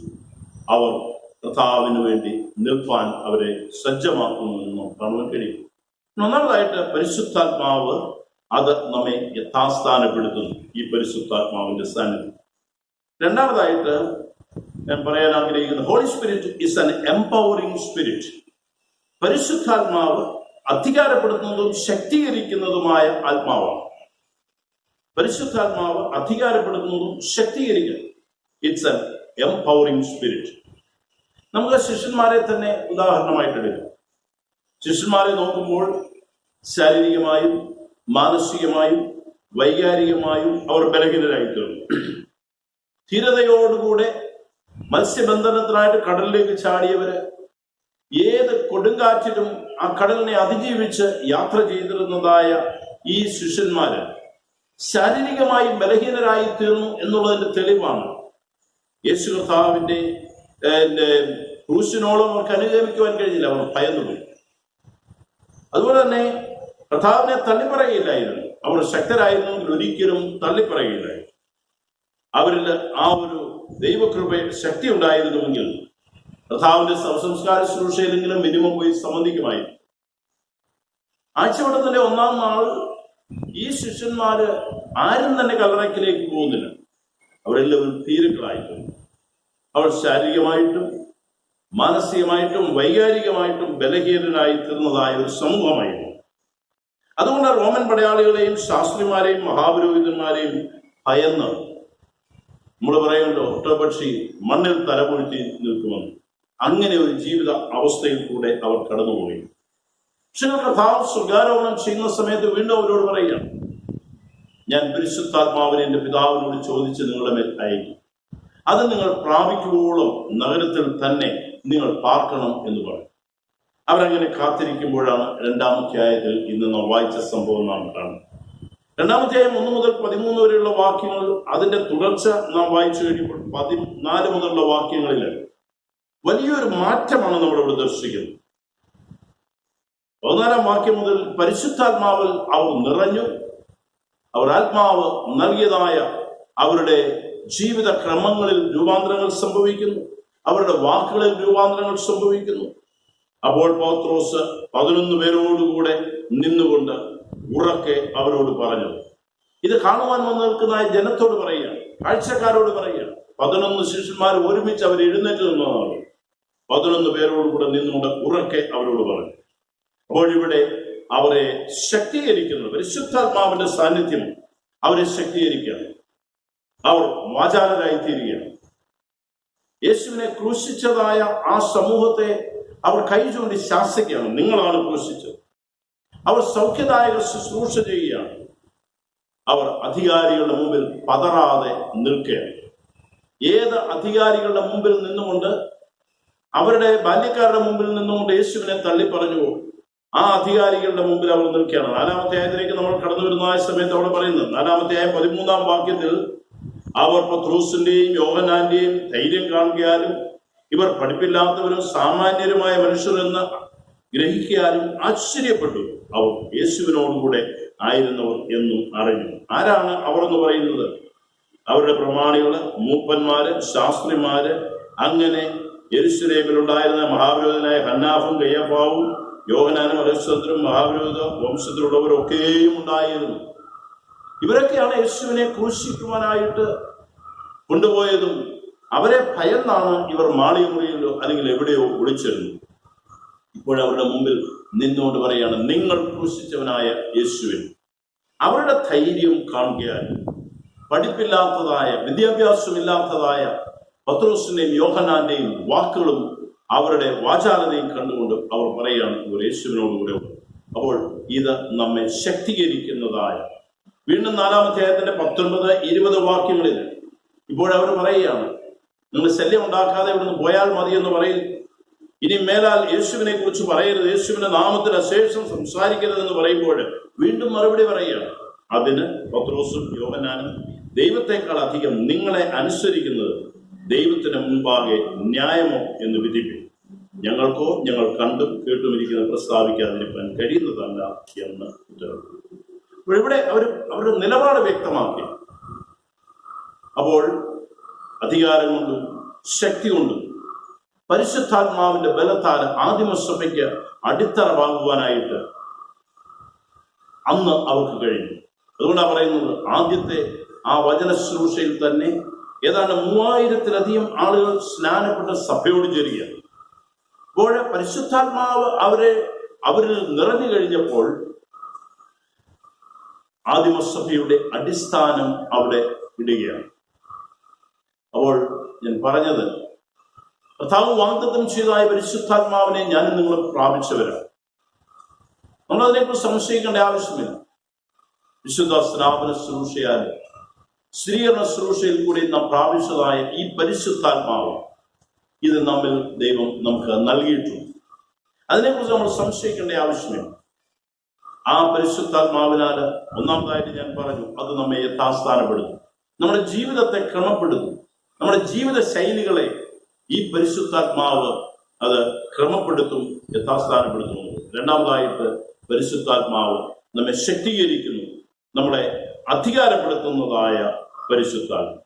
അത് ബലഹീനതയിൽ ശക്തീകരിക്കുന്നതാണ്. അതുകൊണ്ടാണ് പൗലോസ് അപ്പോസ്തലൻ പറഞ്ഞത്, എന്നെ ശക്തനാക്കുന്നവൻ മുഖാന്തരം ഞാൻ സകലത്തിനും മതിയാവുന്നു. ബലഹീനനാണ്, ക്ഷീണിതനാണ്. അപ്പോൾ ഇന്ന് നാം ചിന്തിക്കേണ്ടത്, നമ്മൾ ബലഹീനരെന്ന് തോന്നുന്നുണ്ടോ? നമ്മുടെ ഉത്തരവാദിത്തങ്ങൾ ഏറ്റെടുക്കുവാനായിട്ട് ഭയന്ന് മടിച്ച് നിൽക്കുന്നവരാണോ? അല്ലെങ്കിൽ ഈ കോവിഡ് മഹാമാരിയെ കുറിച്ച് നമ്മൾ ഭാരപ്പെട്ട് ഭയന്ന് ജീവിക്കുന്നവരാണോ? ക്ഷീണിതരായി കഴിയുന്നവരാണോ? അല്ലെങ്കിൽ പരാജിതരെന്ന് നമുക്ക് തോന്നുന്നുണ്ടോ? ഈ അവസ്ഥയിൽ നിന്ന് നാം ബലം പ്രാപിക്കുവാനായിട്ട് നമ്മുടെ സ്വയം പ്രയത്നം അവസാനിപ്പിക്കുക. നമ്മിൽ വ്യാപരിക്കുന്ന പരിശുദ്ധാത്മാവിന് നമ്മിൽ പ്രവർത്തിക്കുവാനായിട്ട് അവസരം കൊടുക്കുക. ഇത് വളരെ ചലനാത്മകമായ ഒരു ആത്മീയ ജീവിതത്തിലേക്ക് നമ്മെ കൊണ്ടുപോവുകയാണ്. വില്യം ബാർക്ക്ലെ മാർച്ചിങ് ഓൺ എന്ന് പറയുന്ന ഒരു പുസ്തകത്തിൽ അദ്ദേഹം പറയുന്നുണ്ട്, ഒരു പിതാവ് തന്റെ മകനുമായിട്ട് വന്ന് വളരെ മനോഹരമായ ദേവാലയം കാണിച്ചു കൊടുക്കുകയാണ്. ഈ മനോഹരമായ ദേവാലയം കണ്ടുകൊണ്ട് കാണിച്ചുകൊണ്ട് പിതാവ് പറഞ്ഞു, ഇത് പണിതതായ സമയത്ത് ഞാനും എൻ്റെ പിതാവും എൻ്റെ വല്യപ്പച്ചനും ഒക്കെ എന്ത് കഷ്ടപ്പെട്ടതാണ്. ആ ദേവാലയത്തിന്റെ മഹത്വത്തെക്കുറിച്ചും അന്ന് പ്രവർത്തിച്ച പ്രവർത്തനത്തെക്കുറിച്ചൊക്കെയും വളരെ വാചാലനായി സംസാരിച്ചു. ദേവാലയത്തെക്കുറിച്ചും പറഞ്ഞു. അങ്ങനെ ഇരിക്കുമ്പോഴാണ് ആ ദേവാലയത്തിന്റെ അടുത്തുകൂടെ അവിടുത്തെ ഫ്ലൈ ഓവറിൽ കൂടെ കടന്നു പോകുന്നതായ ഒരു ട്രെയിൻ ചൂളം വിളിച്ച് കടന്നു പോകുന്ന ശബ്ദം കേട്ടു. ഉടനെ ഈ കുട്ടി ആ ശബ്ദം നിരച്ചു കഴിഞ്ഞപ്പോൾ ഈ പിതാവിനോട് പറയുകയാണ്, ഈ ഇപ്പോൾ കടന്നുപോയ ട്രെയിൻ ഈ ദേവാലയത്തെക്കാളും എത്ര മനോഹരമാണ്, എത്ര ശക്തമാണ്. ഉടനെ പിതാവ് ചോദിച്ചു, നീ എന്തുകൊണ്ടാണ് അങ്ങനെ നീ സംസാരിക്കുന്നത്? അവൻ പറയുന്നു, അത് ചലനാത്മകമാണ്, ആളുകളെ എത്തേണ്ടതായ സ്ഥാനത്ത് എത്തിക്കുന്നുണ്ട്. ഈ ദേവാലയം എന്താണ് ഇവിടെ ചെയ്യുന്നത്? ഇത് നിശ്ചലമാണ്, ചലിക്കുന്നില്ല. പരിശുദ്ധാത്മാവിനെ പ്രാപിച്ചതായ ഓരോ വ്യക്തിയും ചലനാത്മകമായി തീരണം. അവരിൽ കൂടെ അനേകരെ ക്രിസ്തുവിലേക്ക് കൊണ്ടുവരുവാനായിട്ട്, അല്ലെങ്കിൽ ആനയിപ്പാനായിട്ട്, ഓരോരുത്തർ തങ്ങളായിരിക്കേണ്ട ഇടങ്ങളിൽ കൊണ്ടുവന്നെത്തിക്കുവാനായിട്ട് കഴിയണം എന്ന് നമ്മൾ പഠിക്കുകയാണ്. മൂന്നാമതായിട്ട് ഞാൻ പറയാൻ ആഗ്രഹിക്കുന്നത്, സുവിശേഷ വേദഭാഗമായിട്ട് നാം വായിക്കേണ്ടതായിരുന്ന വേദഭാഗം യോഹന്നാന്റെ സുവിശേഷം 20-ാം അധ്യായം. അവിടെ ഇപ്രകാരമാണ് പറയുന്നത്, 20-ാം അധ്യായത്തിന്റെ 20-ാം വാക്യത്തിൽ, ഇത് പറഞ്ഞിട്ട് അവൻ കയ്യും വിലാപ്പുറവും അവരെ കാണിച്ചു. കർത്താവിനെ കണ്ടിട്ട് ശിഷ്യന്മാർ സന്തോഷിച്ചു. യേശു പിന്നെയും അവരോട്, നിങ്ങൾക്ക് സമാധാനം, പിതാവ് എന്നെ അയച്ചതുപോലെ ഞാൻ നിങ്ങളെ അയക്കുന്നു എന്ന് പറയും. ഇങ്ങനെ പറഞ്ഞ ശേഷം അവൻ അവരുടെ മേൽ ഊതി അവരോട്, പരിശുദ്ധാത്മാവിനെ കൈക്കൊള്ളി. ആരുടെ പാപങ്ങൾ നിങ്ങൾ മോചിച്ചിരിക്കുന്നുവോ അവർക്ക് മോചിക്കപ്പെട്ടിരിക്കുന്നു, ആരുടെ പാപങ്ങൾ നിർത്തുന്നുവോ അവർക്ക് നിർത്തിയിരിക്കുന്നു എന്ന് പറയും. മൂന്നാമതായിട്ട് ഹോളി സ്പിരിറ്റ്, പരിശുദ്ധാത്മാവ്. Holy spirit is a commissioning spirit. പരിശുദ്ധാത്മാവ് നിയോഗങ്ങൾ നൽകുന്നതായ ആത്മാവ്, ദൗത്യങ്ങൾ ഫലമേൽപ്പിക്കുന്ന ആത്മാവ്. ഒന്നാമത്തേതെന്ന് പറയുന്നത് പരിശുദ്ധാത്മാവിനെ കുറിച്ച് നമ്മൾ കണ്ടത് റെസ്റ്റോറിംഗ് സ്പിരിറ്റ്, യഥാസ്ഥാനപ്പെടുത്തുന്ന ആത്മാവ്. രണ്ടാമതായിട്ട് പറഞ്ഞ എംപവറിംഗ് സ്പിരിറ്റ്, ഇത് ശക്തീകരിക്കുന്ന, അധികാരപ്പെടുത്തുന്നതാണ്. മൂന്നാമതായിട്ട് Holy spirit is a commissioning spirit. പരിശുദ്ധാത്മാവ് നിയോഗങ്ങൾ നൽകുന്ന ആത്മാവാണ്. ഓരോ വിശ്വാസിയും ഓരോ ദൗത്യം പരമേൽപ്പിക്കപ്പെട്ടവർ വ്യത്യസ്തങ്ങളായ സമയങ്ങളിലും സന്ദർഭങ്ങളിലും വ്യത്യസ്തങ്ങളായ ദൗത്യം നിറവേറ്റുവാനായിട്ട് ദൈവം നമ്മെ നിയോഗിച്ചിരിക്കുക. അത് തീർച്ചയായിട്ടും തിരുവചനം നമ്മെ പഠിപ്പിക്കുന്നത് നമ്മുടെ ജനനത്തിൽ തന്നെ ദൈവം ഈ നിയോഗം നൽകി നമ്മെ അയക്കുന്നു എന്നുള്ളതാണ്. പൗലോസ് പറയുന്നുണ്ട്, എന്നെ എൻ്റെ ജനനത്തിൽ തന്നെ വിളിച്ചു വേർതിരിച്ചു. യിരെമ്യാ പ്രവാചക പുസ്തകം 1-ാം അധ്യായത്തിന്റെ 5-ാം വാക്യത്തിൽ പ്രവാചകൻ പറയുന്നു, നിന്നെ ഉദരത്തിൽ ഉരുവാക്കിയതിനു മുമ്പേ ഞാൻ നിന്നെ അറിഞ്ഞു, നീ ഗർഭപാത്രത്തിൽ നിന്നും പുറത്തു വരുന്നതിന് മുമ്പേ ഞാൻ നിന്നെ വിശദീകരിച്ചു, ജാതികൾക്ക് നിന്നെ ഞാൻ പ്രവാചകനായി നിയമിച്ചിരിക്കുന്നു. അപ്പോൾ അമ്മയുടെ ഉദരത്തിൽ ജനിച്ചപ്പോൾ തന്നെ പ്രവാചക ശുശ്രൂഷയ്ക്കായിട്ട് ദൈവം നിയോഗിച്ചു എന്നാണ് യിരെമ്യാവ് പറയുന്നത്. പ്രധാന സുവിശേഷം 16-ാം അധ്യായത്തിന്റെ 18-ാം വാക്യത്തിൽ യേശു കർത്താവിനെ കുറിച്ച് പത്രോസ് പറയണം, നീ ജീവനുള്ള ദൈവത്തിന്റെ പുത്രനായ ക്രിസ്തു ആവുന്നു എന്ന് പറഞ്ഞപ്പോൾ കർത്താവ് മറുപടി പറയുകയാണ്, നീ പത്രോസ് ആകുന്നു, ഈ പാറമേൽ ഞാൻ എൻ്റെ സഭയെ പണിയും, പാതാള ഗോപുരങ്ങൾ അതിനെ ജയിക്കും. ഈ പാറമേൽ ഞാൻ എൻ്റെ സഭയെ പണി. അത് കഴിഞ്ഞാണ് പത്രോസിനുണ്ടായ ഇടർച്ചകളും പത്രോസ് കർത്താവിനെ തള്ളിപ്പറയുന്നതും പത്രോസ് കർത്താവിൽ നിന്ന് അകന്നു പോകുന്നതും തിബരിയോസ് കടൽക്കരയിലേക്ക് മീൻപിടുത്തത്തിനായിട്ട് പോകുന്നതൊക്കെ അതിനുശേഷമാണ്. പക്ഷെ അതിനു മുമ്പ് തന്നെ കർത്താവ് പറഞ്ഞു, ഈ പാറമേലാണ് ഞാൻ എൻ്റെ സഭയെ പണിയുവാനായിട്ട് പോകുന്നത്. 9-ാം അധ്യായം, അപ്പോസ്തല പ്രവൃത്തികളുടെ 9-ാം അധ്യായത്തിന്റെ അതിന്റെ 15-ാം വാക്യത്തിലേക്ക് നമ്മൾ കടന്നു വരുമ്പോൾ പൗലോസിനെ കുറിച്ച് പറയുന്നുണ്ട്. 9-ാം അധ്യായത്തിന്റെ 15-ാം വാക്യത്തിൽ അനന്യാസ് പൗലോസിന്റെ അടുക്കിലേക്ക് ചെല്ലുന്നു. അപ്പോൾ കർത്താവ് പറയാണ്, അനന്യാസിനോട് ദർശനത്തിൽ പറയാണ്, നീ പൗലോസിന്റെ അടുക്കൽ ചെല്ലും. അത് പറയുന്ന ആ സമയത്ത് അനന്യാസ് പറയുന്നു, അയ്യോ, ആ മനുഷ്യന് ക്രിസ്ത്യാനികളെ കൊല്ലേണ്ടതിന് അധികാരപത്രം കൈകൊണ്ടുള്ളവനാണ്, എങ്ങനെ ഞാൻ അവനെ സമീപിക്കുമെന്ന് പറയുമ്പോൾ കർത്താവ്, നീ പോകാം, അവൻ എൻ്റെ നാമം ജാതികൾക്കും രാജാക്കന്മാർക്കും ഇസ്രായേൽ മക്കൾക്കും മുമ്പിൽ വഹിപ്പാൻ ഞാൻ തിരഞ്ഞെടുത്തിരിക്കുന്ന ഒരു പാത്രമാവുന്നു. അപ്പോൾ ഞാൻ പറഞ്ഞത്, നമ്മുടെ എല്ലാവരുടെയും ജനനത്തോടുകൂടെ ജനനത്തിൽ തന്നെ നിയോഗങ്ങൾ ദൈവം നൽകി നമ്മെ അയച്ചവർ.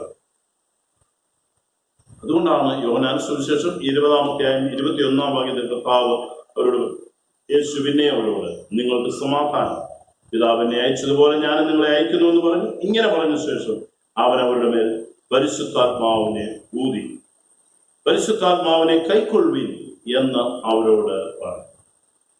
അപ്പോൾ പരിശുദ്ധാത്മാവ് നമുക്ക് നിയോഗങ്ങൾ തന്ന് നിയോഗങ്ങൾ നിറവേറ്റുവാനായിട്ട് നമ്മെ സജ്ജമാക്കുകയും ശക്തീകരിക്കുകയും ചെയ്യും. അതാ പറഞ്ഞു അപ്പോസ്തല പ്രവൃത്തികളുടെ 8-ാം വാക്യത്തിൽ, പരിശുദ്ധാത്മാവ് നിങ്ങളുടെ മേൽ വരുമ്പോൾ നിങ്ങൾക്ക് ശക്തി ലഭിക്കും, നിങ്ങൾ യെരൂശലേമിലും യഹൂദയിൽ എല്ലായിടത്തും ശമരിയയിലും ഭൂമിയുടെ അറ്റത്തോളം എൻ്റെ സാക്ഷികളാകും എന്ന് കർത്താവ്. അപ്പോൾ പരിശുദ്ധാത്മാവിനെ പ്രാപിച്ചതായ നമുക്കെല്ലാവർക്കും ഒരു നിയോഗമുണ്ട് എന്നാണ് ഞാൻ പറഞ്ഞത്. പരിശുദ്ധാത്മാവിനെ നമ്മൾ എല്ലാവരും പ്രാപിച്ചവരാണ്. പിതാവിന്റെയും പുത്രന്റെയും പരിശുദ്ധാത്മാവിന്റെയും നാമത്തിൽ നാം ഏറ്റതായ സ്നാപനത്തിലൂടെയും അതുപോലെ തന്നെ സ്വീകരണ ശുശ്രൂഷയിലൂടെയും കൈവപ്പിനാലും പരിശുദ്ധാത്മാവിനെ നാം പ്രാപിച്ചവരാണ്. എന്നാൽ ഈ പരിശുദ്ധാത്മാവ് നമുക്കെല്ലാവർക്കും അപ്പോൾ മുതൽ നമ്മുടെ ദൗത്യങ്ങളെ നിറവേറ്റുവാൻ നമ്മെ സജ്ജമാക്കിക്കൊണ്ടിരിക്കുക. സകല ജഡത്തിന്മേലും ഈ ആത്മാവിനെ പകരുകയാണ്. പഴയ നിയമത്തിൽ അപ്പോഴപ്പോൾ ആവശ്യാനുസരണം നൽകിയിരുന്നതിനെ ഇപ്പോൾ പ്രായവ്യത്യാസമില്ലാതെ, ലിംഗവ്യത്യാസമില്ലാതെ, പദവിയിൽ വ്യത്യാസമില്ലാതെ, ജാതിയോ മതമോ യാതൊരു വ്യത്യാസവുമില്ലാതെ യേശുക്രിസ്തുവിൽ വിശ്വസിക്കുന്നവരുടെ മേൽ പകർന്നതായ പരിശുദ്ധാത്മാവ്. ഇത് നമുക്ക് കാണുവാനായിട്ട് കഴിയുന്ന നിയോഗങ്ങളാണ്. മോശ ജനിച്ചപ്പോൾ തന്നെ ദൈവം ആ നിയോഗം മോശയ്ക്ക് കൊടുത്തിരുന്നുകൊണ്ട് മോശയുടെ അമ്മയുടെ നിയോഗം എന്തായിരുന്നു? മോശയെ അവളോട് പറയാണ്, സ്വന്തം അമ്മയോട് ഫറവോന്റെ പറയാണ്, നീ ഈ പൈതലിന് മുല കൊടുത്ത് വളർത്തണം, ഞാൻ നിനക്ക് ശമ്പളം തരാം. എന്തിനു വേണ്ടിയാണ്? നിയോഗം നിർവഹിക്കുവാൻ വേണ്ടി. മറിയയുടെ നിയോഗം എന്ന് പറയുന്നത് ഒരു ശിശുവിനെ പ്രസവിച്ച് അതിനെ വളർത്തി ദൈവരാജ്യത്തിന് വേണ്ടി കൊടുക്കുക എന്നുള്ളതാണ്. യോസേഫിനും ഒരു നിയോഗം ഉണ്ടായിരുന്നു. ഈ ശിശുവിന്റെ പരിപാലനം, അതിന്റെ സുരക്ഷിതത്വം, ഈ അമ്മയുടെ പരിപാലനം, അതിന്റെ സുരക്ഷിതത്വം ഓരോരുത്തർക്കും ഓരോ നിയോഗമാണ്. യോഹന്നാൻ സ്നാപനെ കുറിച്ച് പറയുന്നുണ്ട്. സ്നാപ യോഹന്നാനെ കുറിച്ചുള്ള നിയോഗം വളരെ വ്യക്തമായിട്ട് ലൂക്കോസിന്റെ സുവിശേഷം 2-ാം അധ്യായത്തില് ദൈവം സെഖര്യാവിനോട് പറയുകയാണ്. മക്കളില്ലാതിരുന്നതായ സെഖര്യാവ് ദൈവസ്ഥനിലേക്ക് ചെല്ലുമ്പോൾ പറയുകയാണ്, 1:15 മുതൽ 17 വരെയുള്ള വാക്യങ്ങളിൽ, അവൻ ഗർഭത്തിൽ വെച്ച് എന്നെ പരിശുദ്ധാത്മാവ് കൊണ്ട് നിറയും. അവൻ ഇസ്രായേൽ മക്കളിൽ പലരെയും അവരുടെ ദൈവമായ കർത്താവിലേക്ക് തിരിച്ചു വരുന്നു. അവൻ അപ്പന്മാരുടെ ഹൃദയങ്ങളെ മക്കളിലേക്കും വഴങ്ങാത്തവരെ നീതിമാന്മാരുടെ ബോധത്തിലേക്കും തിരിച്ചുകൊണ്ട് ഒരുക്കമുള്ള ഒരു ജനത്തെ കർത്താവിന് വേണ്ടി ഒരുക്കുവാൻ അവന് മുമ്പായി ഏലിയാവിന്റെ ആത്മാവോടും ശക്തിയോടും കൂടെ നടക്കും. എല്ലാവർക്കും ഒരു നിയോഗമുണ്ട്. പക്ഷെ ഈ നിയോഗം നമുക്ക് സ്വയമായിട്ട് പൂർത്തീകരിക്കുവാൻ കഴിയില്ല. നമുക്ക് സ്വയമായിട്ട് ചെയ്തെടുക്കുവാനായിട്ട് കഴിയില്ല. പിന്നെ നമ്മൾ പലപ്പോഴും പല തീരുമാനങ്ങളും ചെയ്യും. പക്ഷെങ്കിൽ ആ തീരുമാനങ്ങളൊക്കെ നമ്മളേതായിട്ട് ചെയ്തു കഴിയുമ്പോൾ ആ തീരുമാനങ്ങൾ പലപ്പോഴും നമ്മൾ വ്യതിചലിച്ചു പോകുന്നു. അതിനെ പൂർത്തീകരിക്കുവാൻ നമുക്ക് കഴിയുന്നു. നമ്മുടെ സ്വന്തം ശക്തി കൊണ്ട് അതിന് കഴിയില്ല. അതുകൊണ്ടാണ് പരിശുദ്ധാത്മാവിനെ നമുക്ക് നൽകിയത്. ഞാനിവിടെ അവസാനിപ്പിക്കുന്നതിന് മുമ്പായിട്ട് നമ്മുടെ വിശ്വാസ ജീവിതത്തിൽ കർത്താവ് വാഗ്ദത്തം ചെയ്ത പരിശുദ്ധാത്മാവിനെ സഭയുടെ മേൽ അയക്കുമ്പോൾ 3 കാര്യങ്ങൾ ഈ പരിശുദ്ധാത്മാവ് നമുക്ക് വേണ്ടി ചെയ്യുന്നുവെന്ന് ഞാൻ പറയുന്നു. ഒന്നാമതായിട്ട് ഈ പരിശുദ്ധാത്മാവിന്റെ സാന്നിധ്യം നമ്മെ യഥാസ്ഥാനപ്പെടുത്തിക്കൊണ്ടേയിരിക്കും.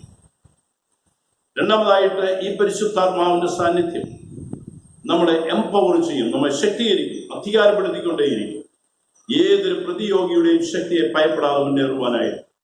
ഇതാണ് ദാവീദ് പറഞ്ഞത്, ഞാൻ പടക്കൂട്ടത്തിന് നേരെ പാഞ്ഞില്ലും എൻ്റെ ദൈവത്താൽ ഞാൻ മതിൽ ചാടിക്കടന്നു. മൂന്നാമതായിട്ട് പറയുകയാണ്, ഇത് കമ്മീഷനിങ് സ്പിരിറ്റാണ്. നിയോഗങ്ങൾ നിറവേറ്റുവാനായിട്ട് നമ്മെ ശക്തീകരിക്കുന്ന സ്പിരിറ്റാണ്, അല്ലെങ്കിൽ നിയോഗങ്ങൾ തരുന്ന ആത്മാവാണ്. നമ്മെ എല്ലാവരെയും ദൈവം നിയോഗങ്ങൾ നൽകിയാണ് അയച്ചിരിക്കുന്നത്. ഇന്ന് സഭയുടെ ദൗത്യം എന്ന് പറയുന്നത്, കഴിഞ്ഞ 2000 വർഷമായിട്ട് സഭ എന്ന് പറയുന്നത് ഈ പരിശുദ്ധാത്മ ശക്തിയുടെയും ദൈവകൃപയുടെയും ദൈവസ്നേഹത്തിന്റെയും സംഭരണശാലകളായി മാറിയിരിക്കുന്നു. ദൈവജനത്തിന്റെ ആവശ്യങ്ങളുടെ മേൽ പകർന്നിരിക്കുന്ന ദൈവശക്തിയും ദൈവകൃപയും ദൈവസ്നേഹവും. വേണമെങ്കിൽ നമുക്ക് പറയാം, ഇത് ഫ്രീസറിൽ സൂക്ഷിച്ചിരിക്കുന്ന മാംസകഷ്ണം പോലെയാണ്. നമ്മുടെ ഫ്രീസറിൽ മാംസകഷ്ണവും അല്ലെങ്കിൽ കോഴിക്കാലം ഒക്കെ നമ്മൾ വാങ്ങിച്ചു വെച്ചിരുന്നു കഴിഞ്ഞാൽ അത് ഫ്രീസറിൽ ഇരിക്കുന്നിടത്തോളം കാലം ഒരു മനുഷ്യന്റെയും വിശപ്പടക്കുവാനായിട്ട് കഴിയും. എന്നാൽ അതിനെ ആ ഫ്രീസറിൽ നമ്മൾ എടുത്തതിന് ശേഷം അതിനെ ചൂടുള്ളതായ ഒരു തവയുടെ മേലോ അല്ലെങ്കിൽ ഗ്രില്ലിന് മേലോ നമ്മൾ വെച്ച് കഴിയുമ്പോൾ അതിലുള്ളതായ നെയ്യും അതുപോലെ തന്നെ ഐസൊക്കെയും ഉരുകി അതില്ലാതെയായിത്തീരും. പിന്നീട് അത് പാകമായി തീരുമ്പോൾ, ആവശ്യമായിട്ടുള്ള വേവൊക്കെ ലഭിച്ചു കഴിയുമ്പോഴേക്കും അതിന് സുഗന്ധം പരക്കുവാനായിട്ടുള്ളത്. അത് പാകമായി കഴിയുമ്പോഴാണ് വിശക്കുന്നവന്റെ വിശപ്പ് മാറ്റുവാനായിട്ട് നമുക്ക് കഴിയുന്നത്. ഇത് തന്നെയാണ് പെന്തക്കോസ്ത് നാളിൽ സംഭവിക്കുന്നത്.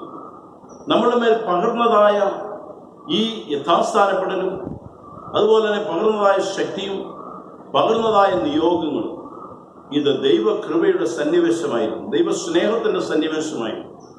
എന്നാൽ അത് പലപ്പോഴും അത് കനലിന്മേൽ വയ്ക്കുവാൻ കഴിയാതെ അതിനെ ഐസ് മൂടിയതുപോലെയും അല്ലെങ്കിൽ അത് കാലക്കരണപ്പെടുന്നതായ അവസ്ഥയിൽ, വേണമെങ്കിൽ ചാരം മൂടിയതായ അവസ്ഥയെന്ന് നമുക്ക് പറയാം, കനൽ ചാരം മൂടിയതായ അവസ്ഥയിൽ അത് അങ്ങനെ ആർക്കും പ്രയോജനമില്ലാത്തതായ അവസ്ഥയിലായിരിക്കും.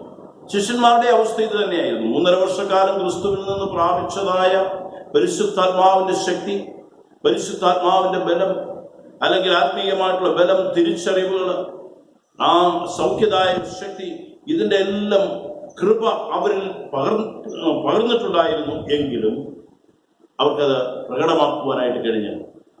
എന്നാൽ ഇതാ പരിശുദ്ധാത്മാവാകുന്ന അഗ്നി അവരുടെ മേൽ ഇറങ്ങി വന്നപ്പോൾ അതിന് അവരുടെ എല്ലാ ബലഹീനതകളും ഉരുകി പോവുകയാണ്. എല്ലാ ബലഹീനതകളും ഉരുകി ഇല്ലാതെയായി തീരുകയാണ്.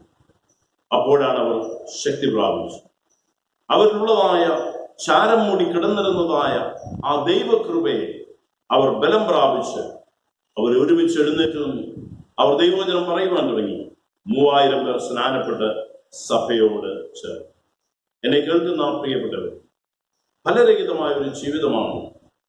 നമ്മുടെ ജീവിതത്തെ ലോകം കൊണ്ട് മൂടിയിരിക്കുകയാണോ, അല്ലെങ്കിൽ നമ്മുടെ ജീവിതം പാപം അതിനെ മൂടിയിരിക്കുകയാണോ, ജഡത്തിന്റെ ഇച്ഛകളാൽ മൂടപ്പെട്ടിരിക്കുകയാണോ, അല്ലെങ്കിൽ നാം ആഗ്രഹിക്കുന്ന അധികാരം, സമ്പത്ത്, ഇതിന്റെ പിന്നാലെയുള്ള ഓട്ടത്തിൽ അത് മൂടപ്പെട്ടിരിക്കുകയാണെങ്കിൽ നമ്മളുള്ള കൃപാവരത്തെ ജ്വലിപ്പിക്കുവാൻ പൗലോസ് അപ്പോസ്തലൻ തിമോഥെയോസിന് എഴുതുമ്പോൾ 2 തിമോഥെയോസ് 1:6 പറയാണ്, അതുകൊണ്ട് എന്റെ കൈവപ്പിനാൽ നിന്നിലുള്ള ദൈവത്തിന്റെ കൃപാവരം ജ്വലിപ്പിക്കണം എന്ന് നിന്നെ ഓർമ്മപ്പെടുത്തും. ഇപ്പോൾ നമ്മുടെ വിശ്വാസ ജീവിതത്തിൽ ഈ പരിശുദ്ധാത്മാവിനെ ദൈവം നമ്മുടെ മേൽ പകർന്നതുകൊണ്ട് നമുക്ക് സ്വയമായി ചെയ്യുവാൻ കഴിയാത്ത ഏതൊരു പ്രവൃത്തി, നമ്മുടെ പലപ്പോഴും പാപത്തിൽ നിന്ന് വിടുതൽ പ്രാപിക്കാൻ, ചില പറയും മദ്യത്തിൽ നിന്ന് അതിനെ എന്നേക്കുമായി ഉപേക്ഷിക്കുന്നു, ചില പാപപ്രവൃത്തികളെ ഉപേക്ഷിക്കുന്നു, സ്വയം തീരുമാനമെടുക്കും. പക്ഷെങ്കിൽ 1 ആഴ്ച കഴിയുമ്പോഴോ 2 ആഴ്ച കഴിയുമ്പോഴോ വീണ്ടും അത് ആവർത്തിക്കപ്പെടുക. കാരണം നമ്മുടെ സ്വയപ്രയത്നം. എന്നാൽ ഈ പരിശുദ്ധാത്മാവിന് നാം നിയന്ത്രണം വിട്ടുകൊടുക്കുകയാണെങ്കിൽ പരിശുദ്ധാത്മാവിന്റെ സഹായത്താൽ നമുക്കിതിനെല്ലാം അതിജീവിക്കുവാനായിട്ട് കഴിയും. നമ്മുടെ ആഗ്രഹങ്ങളൊക്കെയും ഉരുകിപ്പോകും ഈ അഗ്നിയുടെ മേൽ. അതുകൊണ്ട് നമ്മളുള്ള ദൈവത്തിന്റെ കൃപാവരത്തെ അനുദിനം ജ്വലിപ്പിക്കുവാനായിട്ട് പൗലോസ് നമ്മോട് ആവശ്യപ്പെടുക. എങ്കിൽ മാത്രമേ നമുക്ക് ഈ ലോകത്തിൽ മുമ്പോട്ട് പോകുവാനായിട്ട് കഴിയും. നമ്മുടെ അരുമനാഥനായ കർത്താവ് തന്റെ കാൽവരി ക്രൂശിലെ മരണത്താൽ നമ്മുടെ പാപങ്ങളെ ക്ഷമിച്ച്, നമ്മുടെ പാപങ്ങളെ തൻ്റെ രക്തത്താൽ ശുദ്ധീകരിച്ച് നമ്മെ ബലപ്പെടുത്തി തൻ്റെ വചനമാകുന്ന അഗ്നി നമ്മുടെ കരങ്ങളിൽ നൽകിയിരിക്കുകയാണ്. അതിൽ നാം ഓരോരുത്തരും കഴുകപ്പെട്ടവരായിട്ട് ഓരോ ദിവസവും ഈ കൃപ അനുഭവിക്കണമെന്ന് കർത്താവ് ആഗ്രഹിക്കുകയാണ്. അതുകൊണ്ടാണ് പരിശുദ്ധാത്മാവിനെ അവൻ നമ്മുടെ മേൽ അയച്ചത്. അപ്പോൾ നമുക്ക് പരിശുദ്ധാത്മാവിന്റെ ദാനം നമ്മളിലുണ്ട്. അതിന്റെ നിറവിന് വേണ്ടി നാം ആഗ്രഹിക്കണം, പ്രാർത്ഥിക്കണം. അതിന്റെ നിറവിന് വേണ്ടി നാം ഓരോ ദിവസവും ദൈവസ്തുതിയിൽ വചനത്തോടുകൂടെ നാം ആയിരിക്കണം, പ്രാർത്ഥനയിൽ നാം ആയിരിക്കണം. സമയം കണ്ടത് നിറവ് ലഭിച്ചു കഴിയുമ്പോൾ ആ നിറവ് ലഭിച്ചു എന്നുള്ളതിന്റെ അടയാളമാണ് അത് നിറഞ്ഞ് കവിഞ്ഞ് ഒഴുക എന്ന് പറയുന്നത്. കർത്താവ് പറഞ്ഞു, എന്നിൽ വിശ്വസിക്കുന്നവരുടെ ഉള്ളിൽ നിന്ന് ജീവജലത്തിന്റെ നദികൾ ഒഴുകുമെന്ന്. നമ്മിൽ നിന്ന് ഈ പരിശുദ്ധാത്മാവിന്റെ ഫലം അത് നദിയായി ഒഴുകണം. സ്നേഹം, സന്തോഷം, സമാധാനം, ദീർഘക്ഷമ, ദയ, പരോപകാരം, വിശ്വസ്തത, സൗമ്യത, ഇന്ദ്രിയജയം, ഇത് നമ്മിൽ നിന്ന് മറ്റുള്ളവരിലേക്ക് ഒഴുകുമ്പോഴാണ് അവരും ഭക്ഷിച്ച് തൃപ്തി പ്രാപിക്കുന്നത്, അനുഗ്രഹം പ്രാപിക്കുകയും ചെയ്യും. അതുകൊണ്ട് ദൈവസന്നിധിയിൽ നമ്മളെ തന്നെ നമുക്ക് വിനയപ്പെടും. ഒരു കഥ ഞാനിങ്ങനെ വായിച്ചത്, കഥയല്ല, സംഭവമാണ്. അധികാലത്തെ എഴുന്നേൽക്കുന്നതായ ഒരു കുട്ടി വെളുപ്പിനെ എഴുന്നേൽക്കും, മുട്ടുകുത്തി പ്രാർത്ഥിക്കും, അടുക്കള പണി ചെയ്യാനുള്ളതൊക്കെ അത്യാവശ്യമുള്ളത് ഓടി നടന്ന് ചെയ്യും. പിന്നീട് കമ്പിളി പുതച്ചുകൊണ്ട് തെരുവിലേക്ക് ഓടും. ലഭ്യമാക്കുന്നതായ ആഹാര പദാർത്ഥങ്ങൾ വാങ്ങിച്ചു കൊണ്ടുവരും, അല്ലെ തലേദിവസം തന്നെ വാങ്ങിക്കൊണ്ടുവരും. കാരണം അമ്മ മരിച്ചതാണ്, പിതാവ് രോഗിയായി എന്നേക്കുമായിട്ട് കിടപ്പിലാണ്. അവൻ പ്രഭാത ഭക്ഷണമൊക്കെ തയ്യാറാക്കി പിതാവിന് കൊടുക്കും. അല്പം അവൻ ഭക്ഷിക്കും, ബാക്കിയുള്ളത് അവൻ അവന്റെ ടിഫിൻ ബോക്സിനകത്ത് റൊട്ടിയും ഒക്കെ ആക്കിക്കൊണ്ട് അവൻ വേഗം ഓടുകയാണ്. ഓടുന്നത് വേറെങ്ങുമല്ല, അവിടെയുള്ളതായ ഈ കരിങ്കൽ ക്വാറികളിലേക്ക് ഓടുകയാണ്. കരിങ്കൽ വെട്ടിയെടുക്കുന്ന ആ സ്ഥലത്തേക്ക് ഓടുകയാണ്. സമയത്തിന് ചെന്നില്ല എങ്കിൽ കരാറുകാരെ ചാട്ടവാറുമായിട്ട് നിൽക്കുകയാണ് അടിക്കുവാനായി. അങ്ങനെ അനുദിനം ജീവിതത്തിൽ ഓടിക്കൊണ്ടിരുന്നതായ സന്ധ്യയിൽ വീണ്ടും വീട്ടിൽ വരും, അവനൊക്കെ അടിച്ചു വാരും, അടുക്കളയിലെ പണിയൊക്കെ ചെയ്യും. ഒരുമിച്ച് പിതാവും അവൻ മുട്ടുകുത്തി പ്രാർത്ഥിക്കുമായിരുന്നു. ആ ബാലനെ കുറിച്ചാണ് പറയുന്നത്. അവൻ വളർന്നു. പിന്നീട് ഭാവിയിൽ, അതായത് ജോൺ പോൾ രണ്ടാമൻ എന്നും കത്തോലിക്ക സഭയിലെ ഏറ്റവും പ്രഗത്ഭനായ ഒരു പോപ്പായിട്ട് തൻ്റെ ജീവിതത്തെ മുമ്പോട്ട് കൊണ്ടുപോയി. തൻ്റെ സമർപ്പണവും തൻ്റെ പ്രാർത്ഥനയും തൻ്റെ ദൈവനിയോഗത്തെ അതിനെ ഓരോ ദിവസവും ഈ പരിശുദ്ധാത്മാവാകുന്ന അഗ്നിയിൽ അല്ലെങ്കിൽ തീയിന്മേൽ കത്തിക്കുവാൻ അവന് കഴിഞ്ഞു. അതാണ് തൻ്റെ ജീവിതത്തിന്റെ അനുഗ്രഹത്തിന് കാരണമായിട്ട് നമ്മയും നമുക്ക് എത്തിച്ചുകൊണ്ട് ഈ പരിശുദ്ധാത്മാവിനെ എന്തെങ്കിലും മൂടിയിട്ടുണ്ടെങ്കിൽ അതിൻ്റെ ആ കനലുകളെ നമുക്ക് കത്തിച്ചെടുക്കുവാനായിട്ട് കർത്താവേ, ഈ അഗ്നിയാൽ എന്നെ ജ്വലിപ്പിക്കണമേ എന്ന് നമുക്ക് പ്രാർത്ഥിക്കാം. യോഹന്നാനെ കുറിച്ച് പറഞ്ഞു, അവൻ ജ്വലിച്ചു പ്രകാശിക്കുന്ന ഒരു വിളക്കായി. പ്രാർത്ഥനയ്ക്കായിട്ട് നമുക്ക് തയ്യാറായി. നാം ഇന്ന് കേട്ടതായ വചനത്തിൽ നിന്ന് ഒരു നിമിഷം നമുക്ക് നമ്മെ തന്നെ സ്തോത്രം. പരിശുദ്ധാത്മാവെന്ന വാഗ്ദത്തം തന്നതായ കർത്താവ് എന്നേക്കും നമ്മോടുകൂടി ഇരിക്കേണ്ടതിന് പരിശുദ്ധാത്മാവിനെ ഭൂമിയിലേക്ക് അയച്ചു. പെന്തക്കോസ്ത് നാളിൽ അത് സഭയുടെ മേൽ പകരപ്പെട്ടു. അത് അനശ്യൂതം ഇന്ന് തലമുറകളിലൂടെ കൈമാറി ദൈവം നമുക്ക് നൽകിയിരിക്കുന്നു. ആ പരിശുദ്ധാത്മാവ് ഭൂമിയിലേക്ക് വന്നു എന്നുള്ള അടയാളത്തിന് പ്രാധാന്യം നൽകുക. ആ പരിശുദ്ധാത്മാവ് ആരുടെ മേൽ വന്നു? അവരിൽ വന്നതായ വ്യതിയാനത്തെയും രൂപാന്തരത്തെയും കണ്ടുകൊണ്ട് അതിനെ മനസ്സിലാക്കി അത് നമ്മുടെ ജീവിതത്തിൽ അവകാശമാക്കുവാൻ വേണ്ടി നമുക്ക് ആഗ്രഹിക്കാൻ പ്രാർത്ഥിക്കും. ഒന്നാമതായിട്ട് പരിശുദ്ധാത്മാവ് അവരെ യഥാസ്ഥാനപ്പെടുത്തുകയായി.